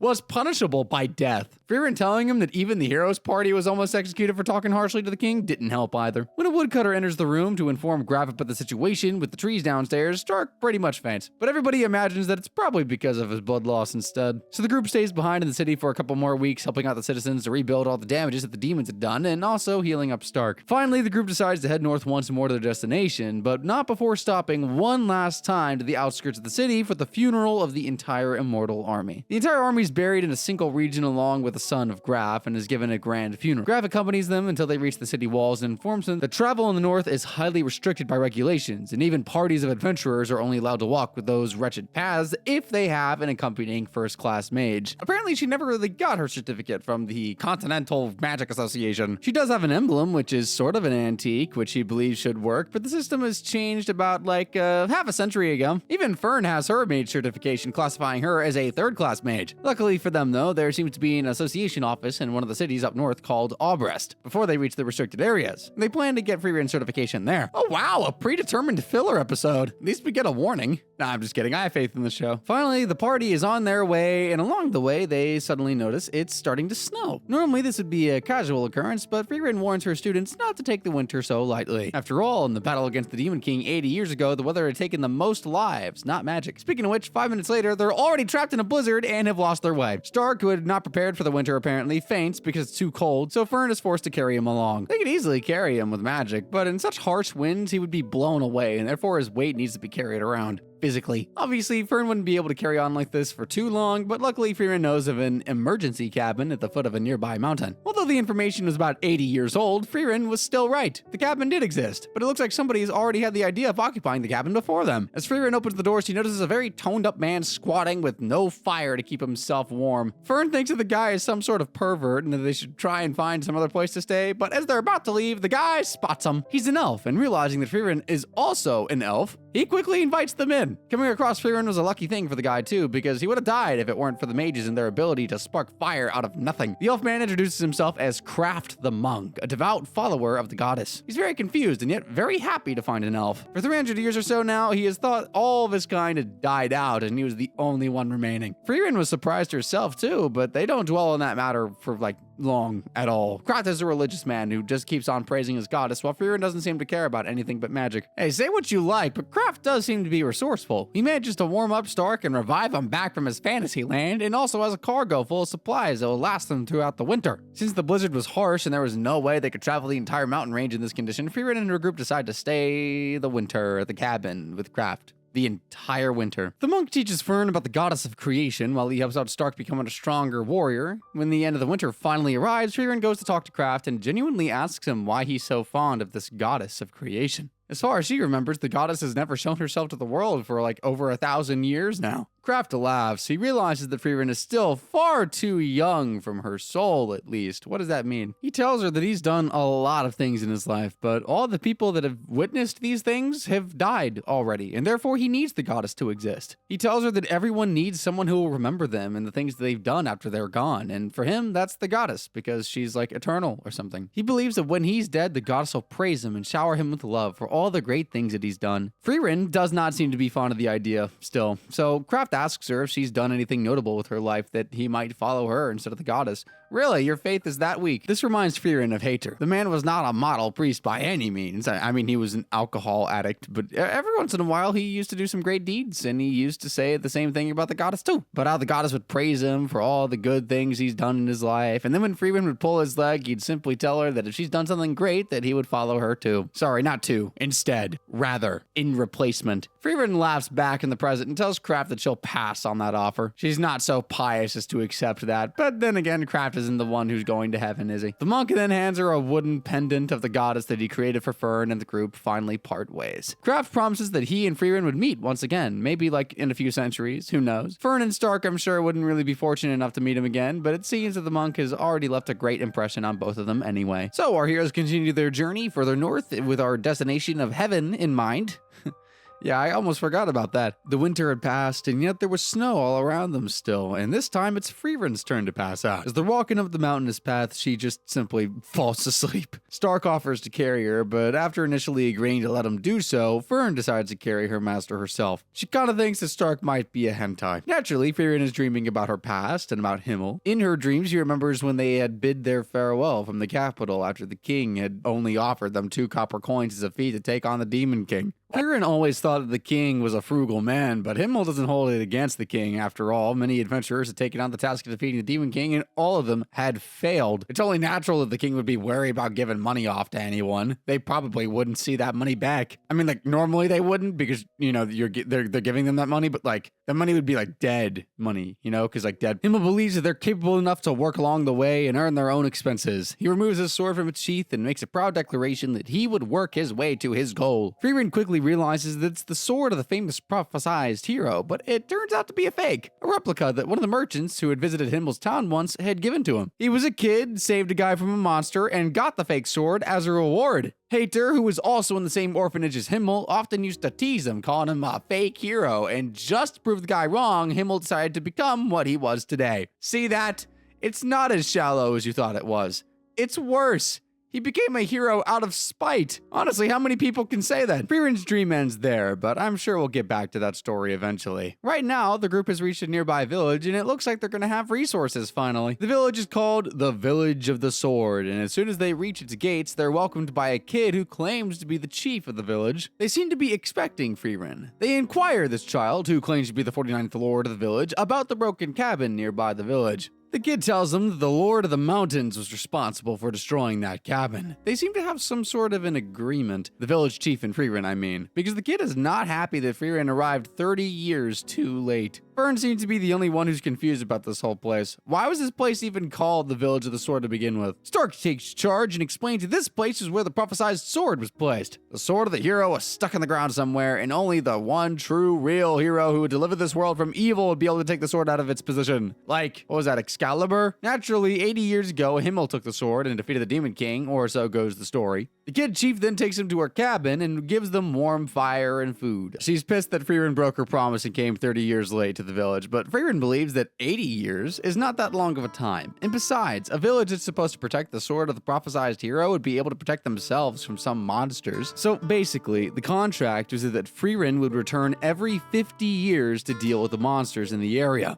Now that she was here though, she intends to fulfill that promise. Over the last 80 years, the population of the monsters in the area had dramatically increased, and it seems the entire place is filled with these wolf demon things. Stark, Fern, and Frieren all go out into the snow to deal with these monsters, and Stark notices that almost all of them are being weirdly attracted towards this cave. He swoops down and notices something strange, but before he can call upon Frieren, the so-called Lord of the Mountain emerges from beneath them. It's just another variant of the wolf demons that they've been fighting, but it's much bigger and humanoid. Frieren jumps onto the scene as well to take over the battle, but Stark isn't done. He emerges from the snow from beneath the Lord of the Mountain and chops his hands. As the monster struggles and attempts to attack Frieren, Fern comes to her rescue and puts up a defensive barrier around them, giving her master the opportunity to finish the demon once and for all. Frieren doesn't seem to be fazed by the fact that the demons are being attracted towards the cave, and rightfully so, because she does know the secret. The sword of the prophesized hero had never been removed from the stone. Stark's frackin' baffled. Didn't Himmel take that sword and defeat the Demon King? Well, that brings us back to the story. Himmel had failed, like many others before him, to remove the prophesized sword from the stone. He was a fake hero after all, but he didn't let that discourage him. Sword or no sword, he had sworn on his life that he would defeat the Demon King and bring peace to the land, and you know what? That's exactly what he did. Sometimes real heroes don't need any prophecies. After finally saving the Village of the Sword and Frieren promising to return again after another 50 years, I don't get...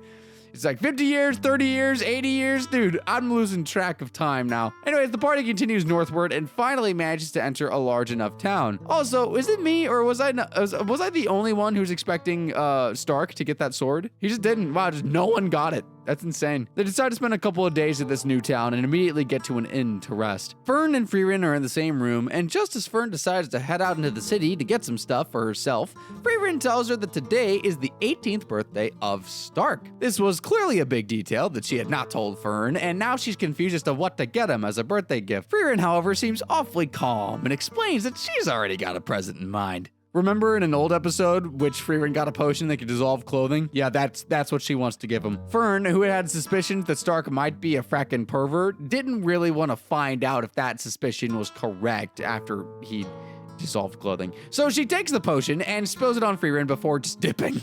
Fern, even after having traveled with Stark for so long, doesn't quite know him and hence decides to take the most straightforward approach possible for his birthday present. She goes to his room hoping to just ask him what he wants, but he's nowhere to be found. So she heads out to the city to find a guy and asks around if people had seen a guy with a huge axe on his back. Apparently, Stark had been going around town helping everyone. The old lady push her cart, children playing games, farmers helping cows. Oh no, he's a good guy. By the time she finds him, Fern's opinion of the guy has completely changed. He couldn't be a pervert. He seems like a real gentleman. But then she finds him sitting at the city walls watching the clouds and just talking out loud of how the shapes look. You know, we got one that looks like a woman's chest, another one that looks like a massive poop. Yeah, he's just a kid.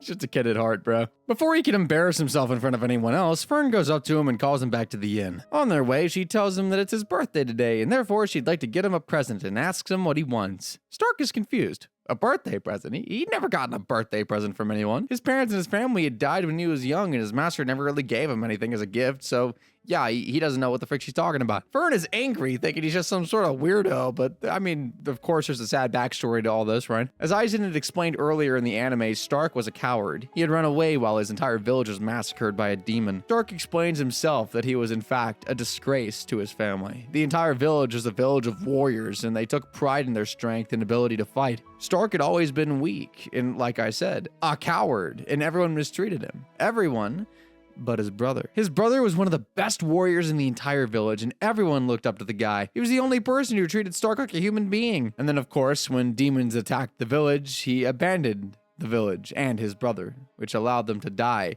at his expense. He is a disgrace, and quite frankly, he didn't think that he even deserved a gift after what happened. After listening to the story, Fern decides to take charge and just get the dude a gift anyway. She buys him a nice little silver bracelet. On the other hand, back at the end, Freeman is now scrambling at her gift that had been ruined by Fern. She quickly opens her briefcase to look for any magical items that she gives Stark as a gift, but then her eyes land on a note. When Stark and Fern return back to the inn, they find a pleasant surprise waiting for them. Freeman, who never gets out of bed when they're resting in towns, had prepared a massive dinner. Massive because she cooked a lot, and also massive because she has made hamburger steaks, like the 3 times the regular size. Fern is weirded up by the fact that Freeman made something so ridiculous, but then Freeman reveals that it's a gift. Aizen always used to cook this on birthdays for Freeman and used to tell them that this was a gift given by his people. This reminds Stark that every year on his birthday, his master used to cook him a hamburger steak, and not only that, even his brother used to cook him a secret hamburger steak every year on his birthday. So it looks like he wasn't so lonely after all. Freeman sits down to listen to the story of a man. He claims to have had a dream when he was little. He wanted to be an adventurer, as like everyone else ever, period. Imagine wanting to be a vending machine.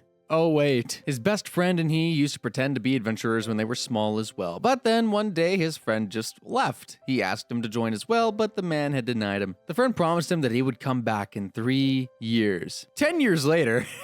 Why was this man telling Freeman his story? Even Freeman is wondering the same thing, especially considering the fact that the man was kind of drowning in a quicksand pool. Well, the man claims that he regrets not becoming an adventurer. At least he wouldn't be stuck in this situation if he was. That's not guaranteed. His brother had sent him to get some herbs in the forest for the upcoming village harvest festival, and now he was stuck in a quicksand pool, ready to die. Finally, after all the chit-chat, he asks for Freeman's help. She, however, doesn't want to help, considering how dirty his hands are. You're kidding. He was lucky that Fern showed up to help him so that he could continue talking. Otherwise, he'd be 6 feet in the mud right now, and I don't even mean that as an innuendo. The man introduces himself as Sane and invites the trio to come to his village for the festival that's coming up. Fern and Stark warm up to the idea, but Freeman for once wants to actually just continue the journey. They were looking for a large city to resupply, and they needed to find it quickly. Sane bids them farewell and warns them of the many poisonous creatures in the forest before leaving. Stark is confident that a warrior like him would never be so complacent, but then 5 minutes later he's bitten by a snake. He starts bleeding from his nose and tries to play it off cool. The spells of Freeman and Fern are of no use, and they realize they need a cleansing spell to save him. Such a spell can only be cast by the holy priest, so they decide to head back to the village. Stark continues to argue that he's absolutely fine, although he is very much bleeding profusely from his nose and mouth. So Fern insists that they get to the village immediately. They take him off to the village flying and get to the church. The head priest takes one good look and declares Stark a lost cause. In an hour, his brain will begin to melt, and in the next hour, he'll be as good as Himmel the hero, dead. Dude, what the frick was that snake? It usually needs to be treated very quickly, but the priest believes his brother can help, and would you look at that, his brother's none other than Sane. He seems disappointed by the fact that Stark got bitten by a snake despite his warnings. He waves his hand with a flash of green light, and just like that, Stark's cured. Everyone but the priest is amazed. After all, he claims that his brother sailor is far more superior than him. Sane just never wanted to become a priest and rather wanted to become an adventurer. However, he seems to be stuck in this village, so the priest requests them to take Sane along with them on their journey. Oh, frick yeah, dude. More the merrier. That night, the three of them discuss if it's really okay to take Sane along with them. Stark seems hell-bent on adding Sane to the team. He might have been feeling a little less lonely at times, traveling with two women. He doesn't even wait for Freerin to give her decision and just goes to the tavern to get Sane to agree. He meets the man who's busy playing a game of cards, and Stark quickly asks Sane to become a part of their adventuring party, but he, although acknowledges that it might be fun, dismisses the idea, explaining how he is the village priest, and everyone needs him. But then he tells Stark that if he manages to beat him in a game of cards, he might join. Okay, so apparently it's not that important. Late at night, Fern is woken up by a massive scream coming from the tavern downstairs. She knows all too well who the source of the scream is coming from. It's Stark. Big shocker. The two of them quickly go to help him out and find him stranded naked outside the tavern. What the frick? He'd lost everything to Sane, and it turns out that Sane had lost everything to the village chief. He was also outside the tavern naked. As Freerin approaches him, Sane immediately tells her that he's not interested in becoming an adventurer anymore. Sure, maybe he wanted to when his friend became one 10 years ago, but it's too late for him now. This reminds her of the time when Himmel was trying to get Freerin to join their party. She was sulking about how she wasted 500 years of her life without fighting demons, so that, why, she can't fight them now. It's too late. She's too old. So then she tells Sane what Himmel told her in regards to that. It's about the present. Even at those astonishingly encouraging words, Freeman's not able to convince Sane, but now she's more determined than ever to get him into their party, so there's that. The group decides to stay in the village throughout the Harvest Festival, and they help out the citizens and also do their very best to try and convince Sane to join their adventure. Sane is a tough nut to crack, though, and doesn't seem to budge no matter what they do or offer. After several days of attempting to convince him, Freeman and the gang are at their wits' end. So with no other options, they go to the church once more to talk to his brother, the priest. They ask him what kind of stuff Sane likes so that they can use that to bribe him into joining their party. Sane apparently likes the normal stuff the priests like. Gambling, alcohol, older women. So when Sane comes to the church that day, Stark takes him aside and asks him if he'd like to go on an adventure with them and an older lady. Who is this older lady, you ask? Well, it's Freerin. Considering she's like 1,000 years old, you never get a lady older than that. Freerin even gives him a flying kiss to entice him, a trick that worked on Himmel, of all people. But it seems Sane is a holy man after all, although he claimed that he wanted to be an adventurer just so he could travel with older women. Maybe he just doesn't like Freerin. Sane just won't join the party. To begin with, he has already accepted the idea that his friend must be dead, considering the fact that he was supposed to be returning 3 years after the beginning of his journey, and it's been 10. But there also seems to be another backstory involved with him not wanting to be an adventurer. So as you might expect from a tragic backstory in this anime, his parents were killed, and he was being taken care of by his brother, the priest. I don't know what his name is. I don't know what the priest's name is. He's just the priest. Back then, his brother used to be very famous in the village, and Hater came to recruit him for the holy capital. Though the priest rejected the offer from Hater, claiming that he would want to look after his brother, who was still small. The priest had explained that they lost their parents, and he doesn't want his brother to lose his home as well. This had stuck with him throughout his entire life, and now that he was older and his brother was much weaker as a priest, he wouldn't want to leave him either. Pretty solid reason for not leaving the village, but then his brother doesn't seem to agree. The priest wants the best for his brother, and that doesn't involve him quitting his dreams just to stick around for him. He goes and slaps him and tells him otherwise. The whole situation's a little bit awkward for the gang, who leave the place and camp outside the church nearby a river. That evening, Sane finally comes to their camp and agrees to join their group. He claims that he's not going to be their party member and will address himself as a person accompanying them on their journey until he finds a friend. Okay, fricker.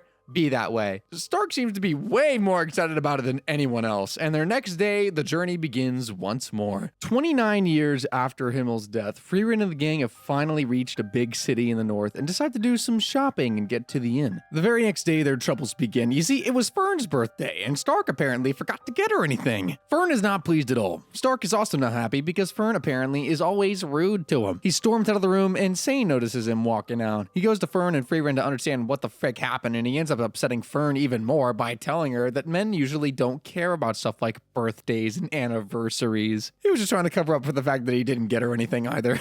So they set out to look for Stark, and, well, they don't find him. So Sane just takes Fern to a local shop for her to choose a gift for herself. Fern also seems to have realized that she was maybe overreacting a little. She apologizes and they get her a cute little bag. Sane also takes his opportunity to tell her to cut Stark some slack. He's just a normal teenager, just like her. Normal's a strong word, and probably doesn't know how to behave around anyone, much less girls. So that evening, when Fern finally meets up with Stark at the center of this town, she apologizes. To our surprise, Stark apologizes as well. You see, he really wanted to get her a gift, but since she's always so rude to him and never really reveals anything about herself, he didn't know what she'd like. So he takes her to a local shop as well to pick out a gift for herself, but she makes him choose anyway. They pick out a pretty good bracelet and everything's calm again. Their journey continues the very next day as they finally find a passenger carriage willing to take them through the dangerous forest. The man who helped them was a traveling salesman who had an accessory shop in the next town and needs to travel through the forest to save time. Just then, Frieren notices the bracelet on Fern's hand and realizes that she also has a ring that is very similar in pattern to that bracelet. She starts searching for the ring to show it to Fern and perhaps maybe even give it to her, considering it might be a matching set. When she finally finds the ring, something weird happens. They're all flung to the top of the carriage. A massive avian monster had just taken them and would probably most definitely eat them after it reached its nest. So now they need to kill it. The only problem with that was the monster was carrying them very high up in the air, and if they kill it now, well, boom, gravity. Stark is terrified by the fact that he might get squished like a tomato and asks if there's some other alternative. He wants to know that if Frieren can maybe levitate the whole carriage once the monster is dead, and that's a good plan, but humans only learned how to fly like 40 years ago. The spell hadn't been developed to lift multiple people, much less a carriage. Besides, she explains, warriors are supposed to be very strong. Isa never broke a single bone from a fall, so Stark will be fine. They plan to individually go down using the levitate spell. She would take care of the merchant while Fern would help Sane. As for Stark, he would simply have to jump down himself. Considering he's a warrior, he might survive. Might. As they're discussing the suicide mission for Stark, Cyan reminds them that the monster that is carrying them is infamous for killing their prey by throwing them to the ground, which means if they don't hurry, they might get crushed by the monster anyway. Just as they're talking, the monster starts swooping down and Frieren decides to deal with the monster. She jumps out of the carriage and fires a beam at it, killing it instantly. Okay, well that wasn't hard at all. The cart falls down at an alarming rate, but Frieren manages to cast the levitate spell in time to halt the fall of the cart. They crash down nonetheless, but they all manage to survive. The items of the cart, though, get flung into different directions, so now we gotta go hunt that down. Sane immediately goes into treating the horse. It only suffered a few minor injuries. It's nothing the dude can't take care of. The cart, however, is in really bad shape. It might take some time for them to fix that. They get started right away, though, and a couple of days pass, and they're able to find its loose pieces and get it back in tip-top shape for the trip to begin once again. During this, they spend time in the forest, and Sane notices the strange markings of the bracelet that Fern got from Stark. He explains that those markings mean eternal love. Oh, obviously Stark had no idea what that meant. He didn't even actually pick the bracelet for her. When Sane pulled him to the side, he explains that he spent 3 hours picking out the bracelet, looking at every single item and judging the expressions on Fern's face to make sure she liked it. Luckily for him, even Fern didn't expect him to have such knowledge of that thing. She considered him an idiot anyway. Finally, the day arrives for them to leave, but it appears that Frieren has lost the ring that Himmel gave her, the one that had the same markings as Fern's bracelet. Wait, does that mean that Himmel... Yeah, probably. She looks for it for quite some time, but eventually gives up. Fern, however, does not want her to quit looking for the ring and tells her that she'll help her too. She explains that the markings of the ring mean eternal love, and perhaps Himmel gave her that ring for the... Okay, so I was one step ahead then. Frieren doesn't believe that Himmel knew the meaning of the ring's markings either, but the flashback says otherwise. You see, back when they were in that village about 80 years ago, Himmel wanted to pick an item for her, but she picked the ring herself. He just smiled when he saw the markings and didn't tell her anything. Anyway, back in the present day, they keep searching for the ring, but they are not able to find it, and so the carriage driver decides to help them out for a bit too. He had been holding onto a magic squirrel to give as a reward. The magic squirrel contains information about a spell that would allow them to track lost items. Man, I really wish it was an actual magical squirrel with like a fracking monocle and a top hat. Anyway, using the spell and the scroll, she might just find the ring, which had been flung to the other end of the forest. Funny how this is like a slice of life anime and everything's pretty much a filler episode, but this felt like the first filler in a while. It's been some time that Sane has been traveling along with Frieren and the others, and he finds something missing from the party. Fern agrees. She also believes that their party lacks a thief who would be very much help considering how many traps Frieren keeps falling for. However, this isn't what Sane was actually talking about. He just wants to have an old lady in the group. A sexy old woman who was it was the whole reason he became an adventurer in the first place. And now he was stuck with Frieren. Not good enough, but they'll have to make do for now. After that actual traumatizing little bit of banter, they reach a village and something really seems off here. The village seems too quiet, and then they start noticing people falling in the streets. All of them are alive, but they seem to be asleep. Frieren predicted this is most certainly because of a curse. Curses are weird, in a sense that humans and elves do not possess the ability to decipher them. Only priests can cure a curse, as they possess the magic of a goddess, which is a different kind of magic when compared to the regular magic that humans use. This form of magic can only be casted by the owners of holy grails. It's kind of a boring kind of magic, as per Freerin, but it's exactly what they need right now, so who cares about it being flashy or not? Curses are holy magic demons, and only they can cast them, but it's very hard to inflict one upon a follower of the goddess, aka a priest. After examining the humans, Sane has already found out the cause of the curse and believes they need to hold a massive ritual in order to get so many people out of the curse, but a better idea would be to simply kill the monster of the demon that was casting it in the first place. Satan has already also managed to locate the monster. It's not too far away from here, but the only problem is that Stark has been possessed by the spell too. Of course. Shane can wake him up, but only for 5 seconds, so instead they decide to carry him there. They make their way to the monster. It's quite a distance away, but by the time they're close to the monster, Fern also succumbs to the curse. Freerin decides to leave them in the forest and the barrier around them as they move towards the monster. As they reach the monster's lair, Freerin also starts falling asleep, and just before she passes out, she tells Shane not to fight it alone and wake her up. Knowing that he has only ability strong enough to wake Freerin for 5 seconds, Shane decides that it's best if he deals with the monster himself. The said monster in question is just a frackin' massive flower, which Satan is surprisingly familiar with. It puts its foe in a sleep curse and sucks the mana out of them until they die. Upon realizing that it has no effect on Sane, the monster starts attacking him left and right, and he manages to avoid all these attacks, but his own attacks are also not very effective. He knows that in order to defeat this kind of monster, he needs to aim for the core and fires up a holy magic spell, but the monster manages to deflect it, of course, right? It can't be that easy. Usually monsters aren't able to block or counter any holy magic, but this is a unique monster, so it's special. It can do stuff like that. What, you can't? He's scared now, considering the fact that the earlier countered magic almost destroyed some part of the forest. He has higher level magic that can defeat the monster, but in case it gets countered, the entire village might get destroyed. He can't wake up Freerin either, considering she was a part of the hero's party who defeated the Demon King. Her magic would be extremely powerful, even more powerful than his. And if that were to get reflected, the whole planet might be blown to smithereens. Plus, he would only have 5 seconds to explain that she needs to hit that core. Satan is regretting not having formed that relationship of trust between his partners and that all adventurers seem to talk about. Then he remembers the stories that Hater used to tell them when they were little. He used to often talk about how Freerin was so just unconventional when it came to adventuring. She was very unique, and Hater often found himself confused and scared as to what she'd do next. She never discussed her plans with anyone, but she always delivered. After all, she'd promised them that she would defeat the Demon King, and well, she fracking did. So Satan decides to give her the benefit of the doubt and just wakes her up anyway. Freerin almost instinctively fires her magic, which circles around and lands at the core of the monster instantaneously. She defeated it.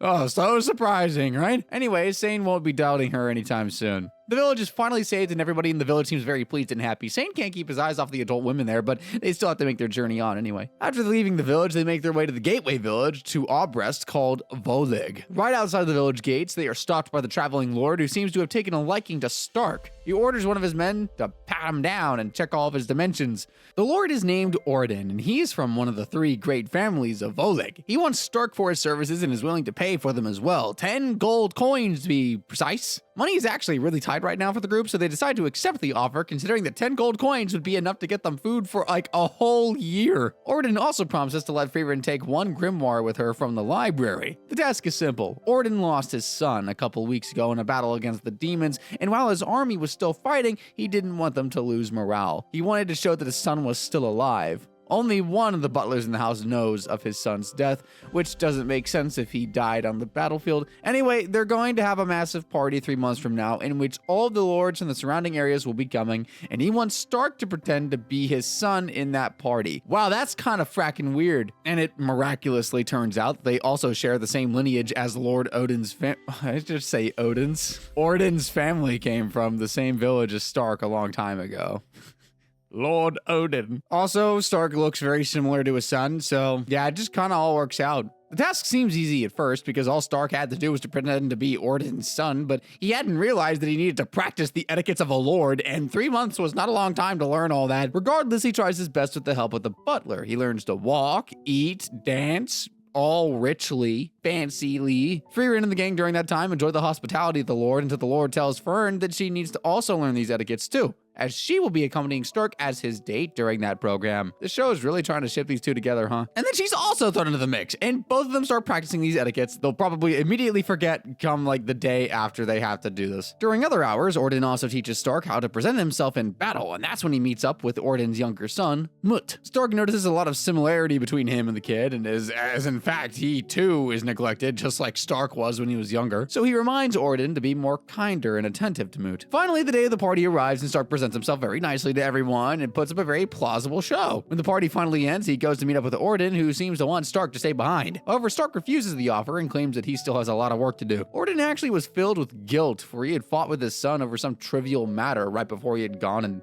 well, offed himself. He believes that Stark also has nowhere to go considering his village has been destroyed. This would work out for both of them, but Stark knows that he still has to visit the entire world and bring back stories to his master and apologize for leaving his side. Orden accepts his defeat in the matter and orders his butler to give them the reward they were promised. The next day, Frieren is still busy scouring through the entire library, choosing the perfect grimoire for her fracking collection. Stark, on the other hand, feels very accomplished by the fact that Orden now seems to be paying much more attention to his second son, who, after all, would be the heir to the entire village. Today, the group decides to take a little detour to meet someone. Old Man Vol, a dwarf who's been protecting the village near to Aubrest for quite some time now. He's almost 400 years old at this point, but is still super strong. Dwarves usually live up to 300 years, so you can say that he's mad stubborn to die. The old man is basically the only living friend that she has right now, except Ison, so she's even planning to spend at least a decade there. The only problem is her friends are human and can't spare that much time, so they decide on a reasonable time of 1 week to spend at the village. They finally reach the village. The old man is still outside with a sword, waiting for some perils to arrive. He doesn't seem much to even recognize Frieren anymore, and Stark is a little doubtful about the fact that this old man could be powerful enough to fracking defeat monsters. He's proven wrong only a second later when the old man manages to make him stumble without even lifting a finger. Stark is obviously impressed, and Frieren asks the old man to train him while they're there, to which he agrees. The old man doesn't really remember her, but still agrees to what she's asking him to do. Seems kind of fishy, but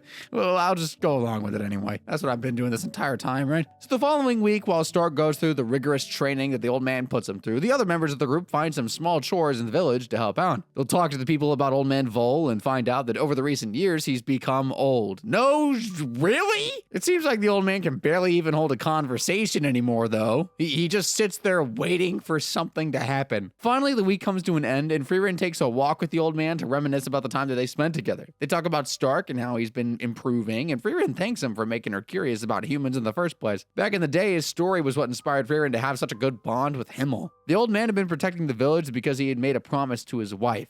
She was a human, and her dying wish was to see the village safe. So for many years, he had done what she had asked him to do, even without her. He also cherished her memory so much, but kept it to himself. He wanted to be someone who carried the memory of his loved one to the future, not like proclaiming it to the masses. I don't know. Back in the present, though, the old man shares that he's been having some conflicting thoughts. He still protects the village, but he no longer carries the memories of his wife. Well, before he could remember her face very clearly. Now it's all but a blur. He was too old, perhaps, but he never imagined it would ever come to this. Frieren's a little disappointed by this, for he was the whole reason she was inspired to cherish memories like with beings that have short lives. But as they converse, she realizes that perhaps his time has come. He can't remember anything, and she promises herself that and him that she'll take his memory with her in her mind for as long as she lives. Just like how he promised his wife, and like how she promised to preserve the memory of her party members. It's just a bunch. There's a lot going on here. The following day, they leave for Aubrest once more, and along the way, Sane makes sure to ask people about his friend. He wanted a sexy old woman in the group, for sure, but that was still the second objective of his traveling.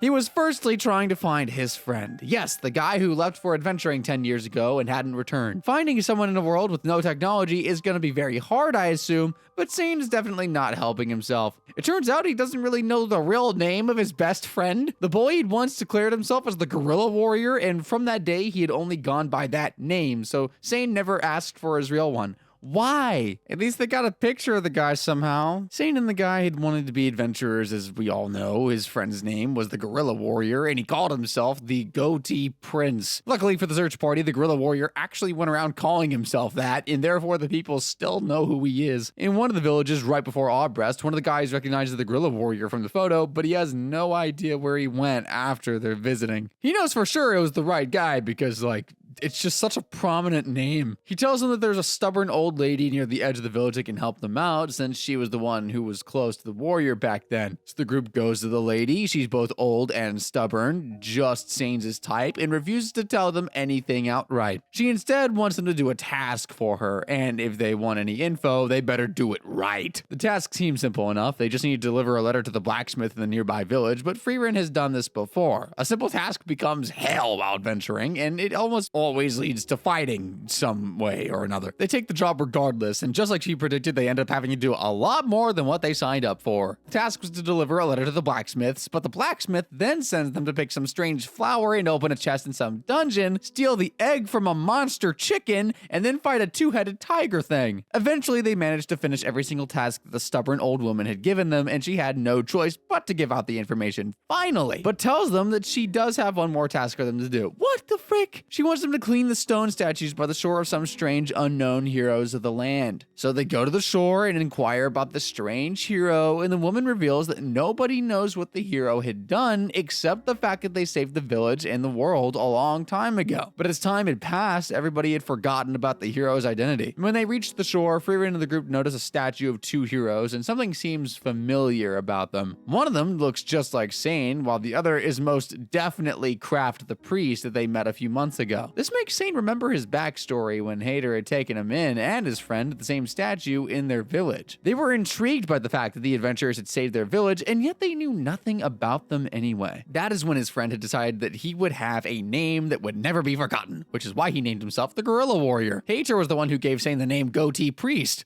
and it just frackin' stuck. Turns out the old woman in the village knows about him too, because the Gorilla Warrior often talked about the Goatee Priest. She then reveals that after helping out with cleaning the statue, the Gorilla Warrior made his way to Tur, a village far east of the region, and on a completely different path than Albrecht. Now what will Sane do? The decision was tough. Sane had to leave to find his friend. That was his whole mission to begin with, but he's also conflicted because now the path of his purpose and that of the group differ. Thankfully, that decision of either depart or to stay together wasn't needed to be made today. Stark goes into the village once more and manages to secure a cabin that they can use for the night, and they can decide tomorrow. I love procrastinating my problems to the next day. And then the next day, and then the next day, and then the next day, and then the group agrees to stay, and that night, Sane helps with the firewood, and Fern helps out with buying groceries for dinner. When they return, it's so cold outside that Fern has to show off her cold hands just to gain pity. I don't know. Stark feels the need to hold her hand and find out just how cold they really are. Oh my frick, just start dating already. Instead of holding onto his hands though, Fern decides to touch him in the cheeks to let him know. Trust me, this is actually important. Just then it starts snowing outside. They're all worried that they might need to stop again in this cabin for a long time, like when they did with that elf dude. But Freerin assures them that there are no steep mountains that they just need to cross, so a little bit of snow is not going to affect their travels much. The only way they'd be stopped for a long time in this place is if there's a blizzard. And you guessed it, there's immediately a blizzard. So the next day they meet the village chief, who informs them that the blizzards in this region take almost a month to subside, and it's very dangerous to venture outside during these times, so they recommend them to stay at the cabin until the blizzard's done. Now we all know that Freerin loves wasting time, staying in places because she doesn't really need to worry about the fact that they're going to die eventually, considering she's pretty much immortal. But this time wasting isn't the reason why she's excited to stay in this village. Firstly, though, living in a cabin in a village is much better than living in a cabin in a steep mountain range. And secondly, there seems to be a spell shop that's run by a shady-looking dude in this village, which is very exciting for Freerin. She believes that there are legendary level spells in this place. So far, she got spells to remove mold and difficult oil stains from utensils, but, you know, she could get more interesting ones. Wait a minute, that's legendary? OxyClean? In any case, they decide to stay behind in the village in order to not die. Sane's a little also relieved that he can spend more time with the group. As the days pass by, the group involve themselves with the activities that they are the most concerned about. Freerin goes to the shop regularly, Stark exercises a lot, Fern does her regular chores, and Sane spends most of his time in the tavern. It turns out that even though Sane was happy that they'd be spending a lot of their time together, they ended up not spending all of their time together. Everyone was busy with their own stuff. He's in the tavern reminiscing with this very detail when suddenly Frieren just barges in. She wants him to mediate an argument that Stark and Fern were going through. It turns out that Stark had decided to take revenge for that whole hand on the face incident that happened earlier. See, I told you it was important. He was just having a laugh though, but Fern had taken it a little too seriously. Frustrated, Sane pulls both of them aside one by one to mediate the matter, and Stark apparently just wanted to have a little joke and feels very sorry for what he did. Fern, on the other hand, didn't mind at all the fact that he put his hand on her. She felt a little intimidated by his other hand, which was a bit too strong on her shoulder. Honestly, that wasn't that big of an issue, and it all comes down to the fact that they aren't dating yet, and Sane feels that way too. They're just repressing their feelings and playing chicken. My favorite thing to do. Sane mediates the matter, so they're friends again. They head back to the tavern for a stiff drink. Frieren accompanies him, and this makes Sane wonder why she always took his side, despite him being so upfront with her earlier. He had told them that he wouldn't want to travel with them, and she never gave up on him anyway. He asks her that, and Frieren tells him that he just reminds her of herself when Himmel asked her to go on an adventure is all. She was the same as Sane back then and rejected it, outright claiming that she had no reason to go on an adventure. Back then, she had stopped using her magic entirely and believed that she was incapable of taking down the Demon King, just like how Sane believed that his friend was already dead. Back then, Himmel had become the reason that she traveled, and she wanted to become Sane's reason to travel too. Comes full circle. The next day, they head out once more, and nearby a bridge, Sane decides to give his decision. He would be going after his friend. He doesn't want to live with regrets anymore, but then again, this would be one of his biggest regrets anyway. It's a lose-lose. But he decides to part ways with the group anyway. There's no big goodbye moment or a massive farewell that the group gives him. He doesn't really expect it from them either. And just like that, the group's back to its usual form. A few days pass by, and they travel further into the northern mountain ranges. One fair morning, when Stark returns after gathering fruits and other stuff from the forest to eat, he notices that both Fern and Frieren are still asleep. Frieren's just a lazy person who likes to wake up really late, but Fern's actually very sick. She has a fever, and Stark is very concerned about her. He wakes Frieren up and they inspect her. There's a list of herbs that Sane had written down for them, a cure for the disease that Fern just had, and she knows just where to find them. Following Frieren's directions, they get to a nearby cabin in the middle of nowhere. It turns out there used to be a massive village here a few decades ago, but it's no longer there.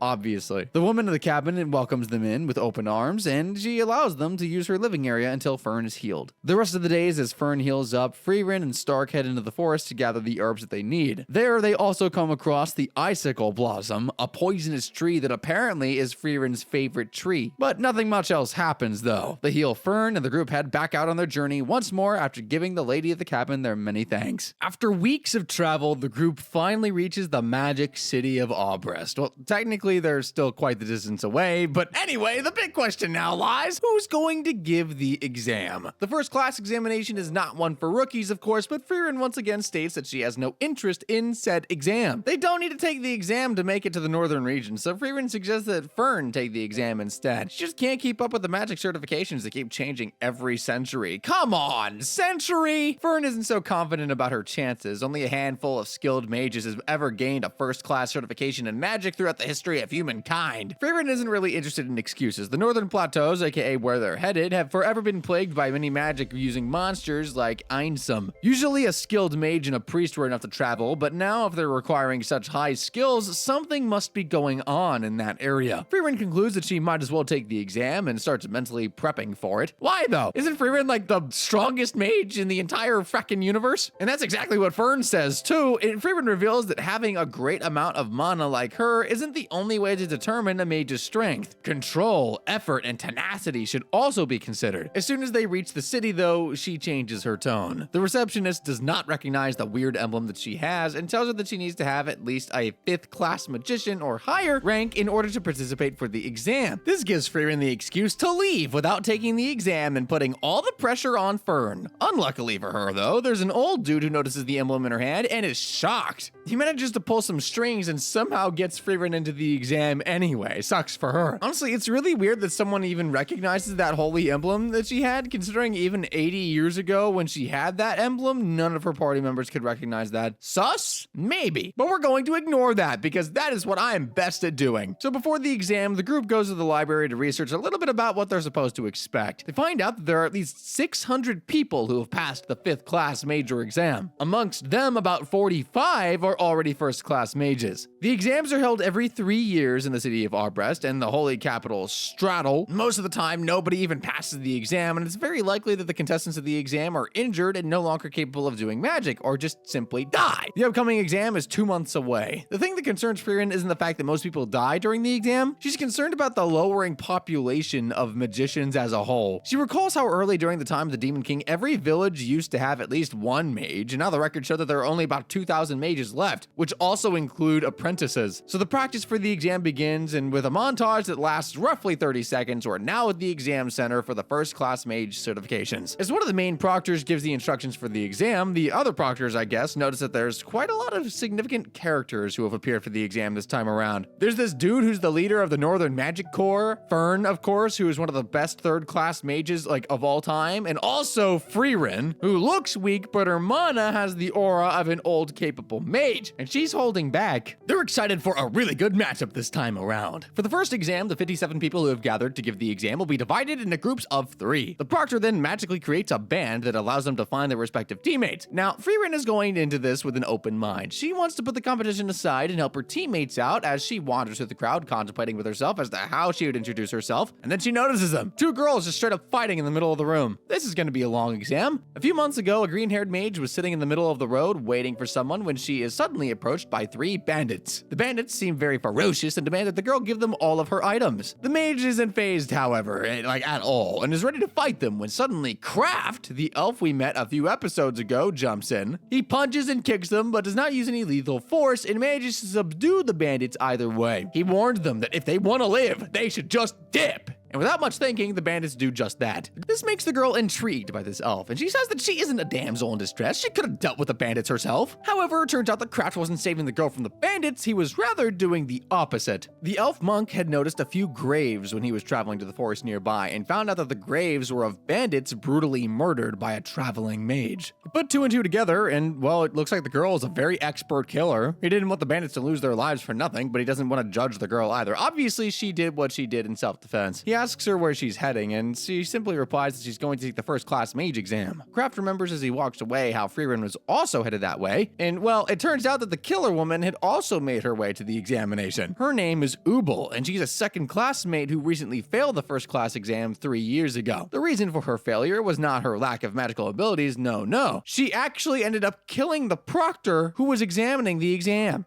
Just to add some spice into the anime, this girl's being paired up with Fern for the first examination. The groups are then taken outside of the designated examination area, which is basically a large forest region surrounded by a barrier. The task of the first examination was very simple. There's a bird called Stilly, which is predominant in this area, and all they have to do is capture it and bring it back to the cage. There are only a few conditions for passing the first exam. Number 1, all the team members must be present with the bird. They must be back with the bird by sunset of the next day. If any member of the group goes outside the barrier of the exam, the entire group will fail. Naturally, it seems like this task would need a lot of team spirit, but once again, Frieren's group is busy fighting. Kane and Laween apparently are from the same village and of the same school, and have been friends and rivals since their childhood. Frieren manages to at least make them start the journey. As they make their way somewhere deep into the forest and rest, Laween decides to go around and look for the bird by herself. Great move! Frieren tells her only to observe the bird and not to attempt to catch it right away, and she also gives Laween a piece of advice. Always look for the sky. Moments later, they've already found one of the still birds perching in the lake nearby. The 3 of them rush to the scene and set to watch the bird, and the 2 girls, however, are getting a little too eager. Despite Frieren's advice, they attempt to catch the bird. Laween uses her staff to create a massive vortex of water that engages the bird, while Kane quickly changes the water into ice and traps it by its heel. Very good coordination, but unfortunately for them, stilly birds aren't that easy to catch. Turns out they can fly at the speed of sound, and this bird easily cracks the ice and escapes. While they had failed to catch the bird, this still gave Frieren a rough idea about the relationship that these 2 girls have with each other. They might be rivals, but they still work incredibly well. They find the bird several times again, but each time their efforts fail, and they decide to spend the night and try again in the morning. During the nighttime, Kane suddenly wakes up and finds that Frieren is not in her bed. She wanders around and manages to reach a cliff when suddenly a massive bird monster appears and she starts dragging her away. She even loses possession of her staff and is unable to cast any spells to ward off the fricker. Thankfully for her, Frieren arrives just in time to defeat it, and so that was the reason she was telling everyone to always look for the sky. During the whole incident, Connie was thinking about Laween, and she reveals that she does have a love-hate kind of relationship with the girl. They might be rivals, but she really likes her, and has been vital in pushing her toward being a better magician and person. The night had now passed, and the only thing that Frieren and her group had caught was Kane's backstory. That's not going to be enough to help them pass the exam. So for once, the group decides to sit down to discuss their ideas before heading out to catch the bird again. So there are a few things that they had discovered about the bird after chasing it for who knows how feckin' long. Number one, the birds are faster than the speed of sound. Good, okay, we already established that. There's no way you can just randomly catch a bird like that. Number two, the bird is not only fast, it's strong. How strong? As strong as a dragon. It broke the whole ice magic that they did earlier, so it's clearly strong enough to beat them if it could fight, obviously. Furthermore, these birds are extremely susceptible to mana. Even when the girls suppress their mana as much as they can and approach them, they quickly fly away. Tilly themselves, on the other hand, have no mana at all, which makes them really difficult to track down, since mana detection just won't work, obviously. The birds are pretty smart too, considering that they had only spotted 3 so far, and that was yesterday. The birds must have probably already realized that the contestants were trying to catch them, and therefore avoiding them purposefully. One thing that's going for the group right now is the fact that Frieren had managed to at least find a spell that could catch the bird. Obviously, normal spells like ice spells or water spells wouldn't work, but last night Frieren had managed to find an old spell that can capture beasts. She'd even used it against the massive bird monster that attacked Kane. Honestly, I thought she killed it, but it looks like she captured it instead. Never mind then. The only problem with the spell is, yes, obviously there's a problem with the spell. They need to be within a radius of 50 centimeters of the bird to be able to catch it. How long is a centimeter? About the size of you. So far, the closest they'd managed to reach the bird without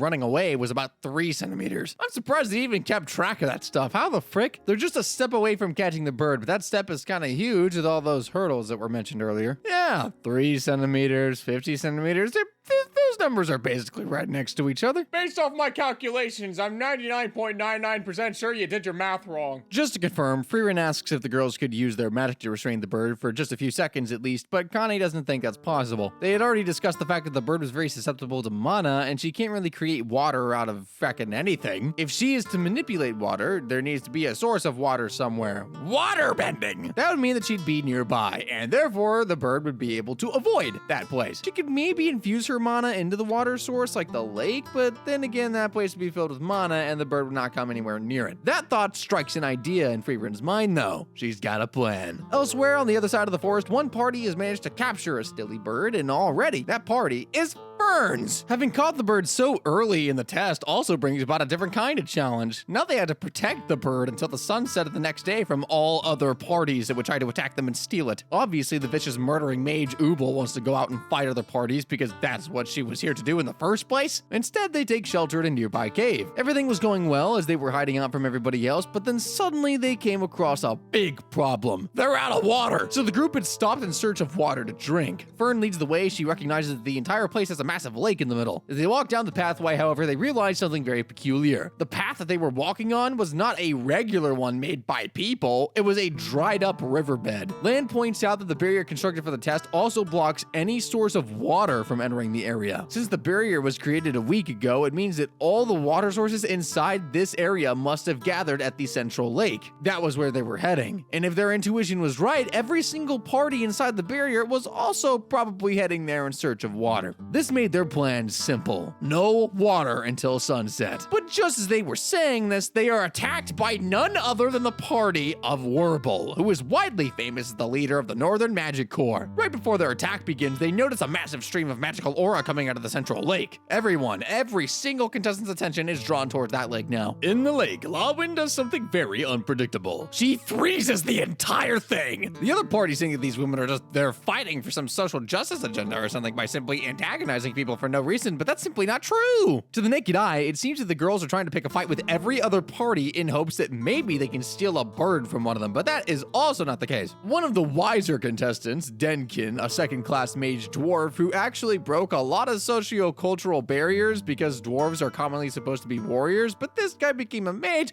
has an idea about what Frieren and her group are doing. So while the other parties attempt to maybe thaw out this frozen lake, he takes his party into the forest away from the action instead. Elsewhere, while Lawin hides her mana and runs into the forest, Kane goes around infusing her mana into every other smaller water source within the barrier, leaving only one remaining. The plan is simple. Infuse every single water source with mana and the birds would avoid it, and if they only left one source mana free, that's where the bird had to come to. The girls do an excellent job hiding their mana as best they can and manage to lose Denkin in this party, but the dwarf is not one to give up so easily, and even though he tells his party members to sit down for the moment, he knows that he's going to find them. The three girls then gather around a small water source near the edge of the barrier. Since Freerin is the only one who can reduce her mana to such a point that even the bird cannot notice, she sits by the water source while the other two go to a close by location to keep watch. They wait and wait and wait, and soon enough a stilly bird arrives. Freerin is so skilled in her mana suppression that the bird doesn't even realize she's there and steps on her shoulder. That's when she releases her monster capturing spell and the bird is captured. The task is not done yet though, as they need to hide until sunset. Denkin, however, had found them. He'd been waiting for the moment that they cast their spell, since no matter how much you suppress your mana, as long as you cast a spell, you're gonna be found out eventually. And found out they were, because as they're about to head back into the forest and hide, they're surrounded by Denkin's party. So, Fern's party is being attacked by Werble, and the three of them are separated from each other. Each one of them is fighting a member of Werble's party. Fern is taking on a girl named Aerie. Now, Aerie is a very powerful mage, and is surprised to see that Fern is strong too, and yet she only uses basic magic spells. Aerie's confused. Why would any high-class mage only use such simple spells? Well, Fern's answer is logical. Her master taught her that for the mages of today, only simple attack spells would be more than enough. And to be honest, she wasn't really lying. Within seconds of this wizardry, Fern has already taken the upper hand. She fires so many casual normal spells that Aerie's complex block spell is overwhelmed already. Aerie is frightened. So far, she has only ever battled people with magic that was complex in some sort and needed to be understood to be beat. But this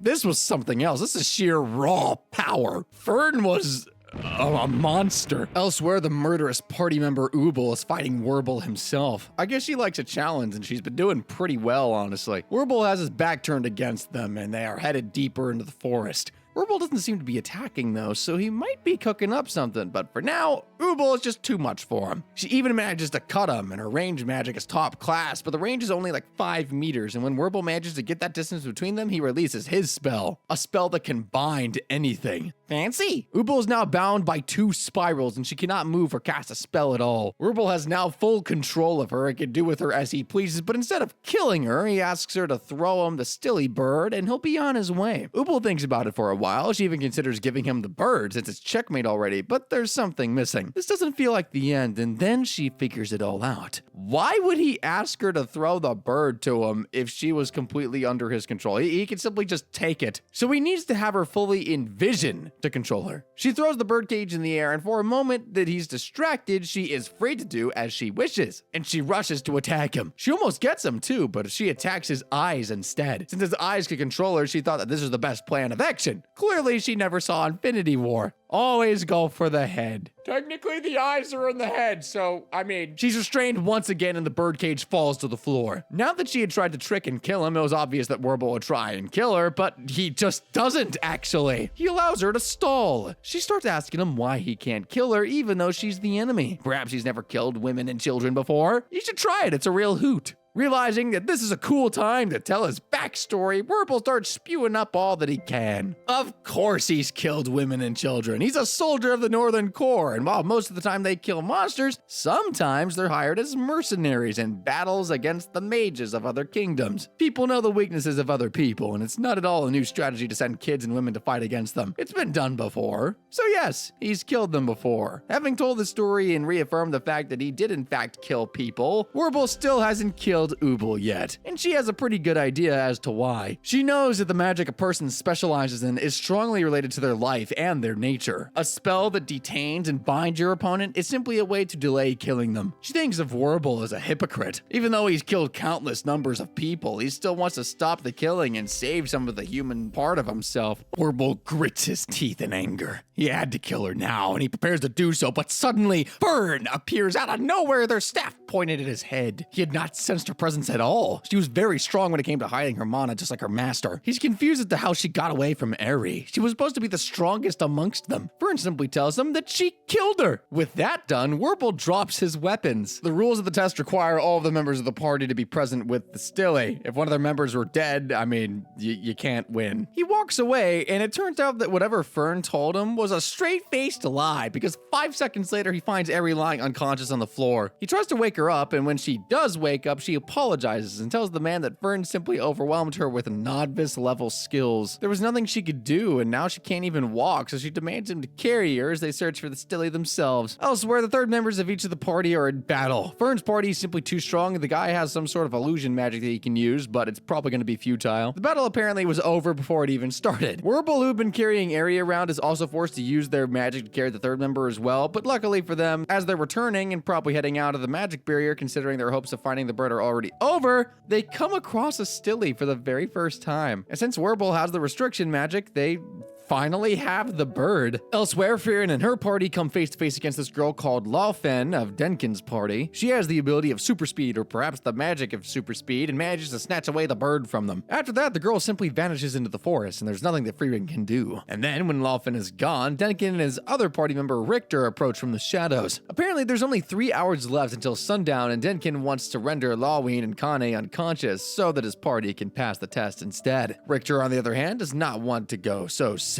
He doesn't think he can do that to Frieren, though, since he knows who she is. But one unconscious member is all they need. He just wants to kill the girls because that's the best way to ensure that their plan doesn't fail, right? Denkin tries to protest and keeps telling Richter that he cannot kill children for such a simple test, even though they're not kind of kids. Frieren is definitely not. Richter, though, doesn't think it's a simple test, and of course it's not, so he educates everyone about the importance of the first-class mage exam. Really? You have to explain that during the exam itself? About 50 years ago, a great mage and the founder of the Continental Magic Association, Sari, appeared out of nowhere and made the association pretty much herself entirely. She's been searching for mages refined in the long war against the Demon King and has promised to grant a special privilege to anyone who has achieved the first-class mage status. It's not just some cookie or lifelong vacation or something stupid or corporate like that. Sari will basically grant you one spell, whatever spell you want. Most people consider her to be a living grimoire, someone who knows every single spell in the history of humanity. The closest thing to the goddess of creation, if not the goddess of creation herself, basically. This great ability makes it so that all A-class mages who currently exist are a fusion between humans and demons because they just want that kind of significant power that would only come of becoming a demon, I guess. And the goddess, or perhaps in this case Sari, simply allowed it. That being said, Richter concludes his story by saying that with such great things on the line, Denkin would understand what he's about to do. After all, he was an Imperial mage and certainly has killed many of his political adversaries before. What's so different about killing children? And then Richter simply chants his spell. The earth below them splits and the girls are raised up to the sky along with Richter, whereas Frieren is left facing Denkin, who's ready to kick her behind. But in all honesty, that's not going to happen. So the battle between Frieren and Denkin's group finally begins. Richter, just a second ago, having explained the reason behind becoming a first-class mage, is now battling the little girls while Frieren's taking on Denkin. The Imperial Mage, however, explains that his reason behind becoming a first-class mage is not because he wishes to gain access to magical spells. Oh no. He believes that the whole reason behind pursuing magic is the happiness one gets from finding new spells, not by getting something handed over to them. Frieren likes this logic. In fact, she did the same thing a few thousand years ago. Turns out that Flam, her teacher, was actually a student of Sari. Yeah, the same supernatural mage that suddenly appeared out of nowhere and created the whole magic system out of the world like 50 years ago. Flam had taken Frieren to meet her teachers, and having noticed her, Sari had offered to grant Frieren one spell, whichever one she wanted. Back then, Frieren had the same answer that Denkin had. The whole purpose of magic was to search for it yourself, rather than being handed everything. Naturally, Sari was pissed, and she believed that Frieren had no ambition. She's kind of correct, because Frieren ended up having a slice of life anime dedicated to her, so...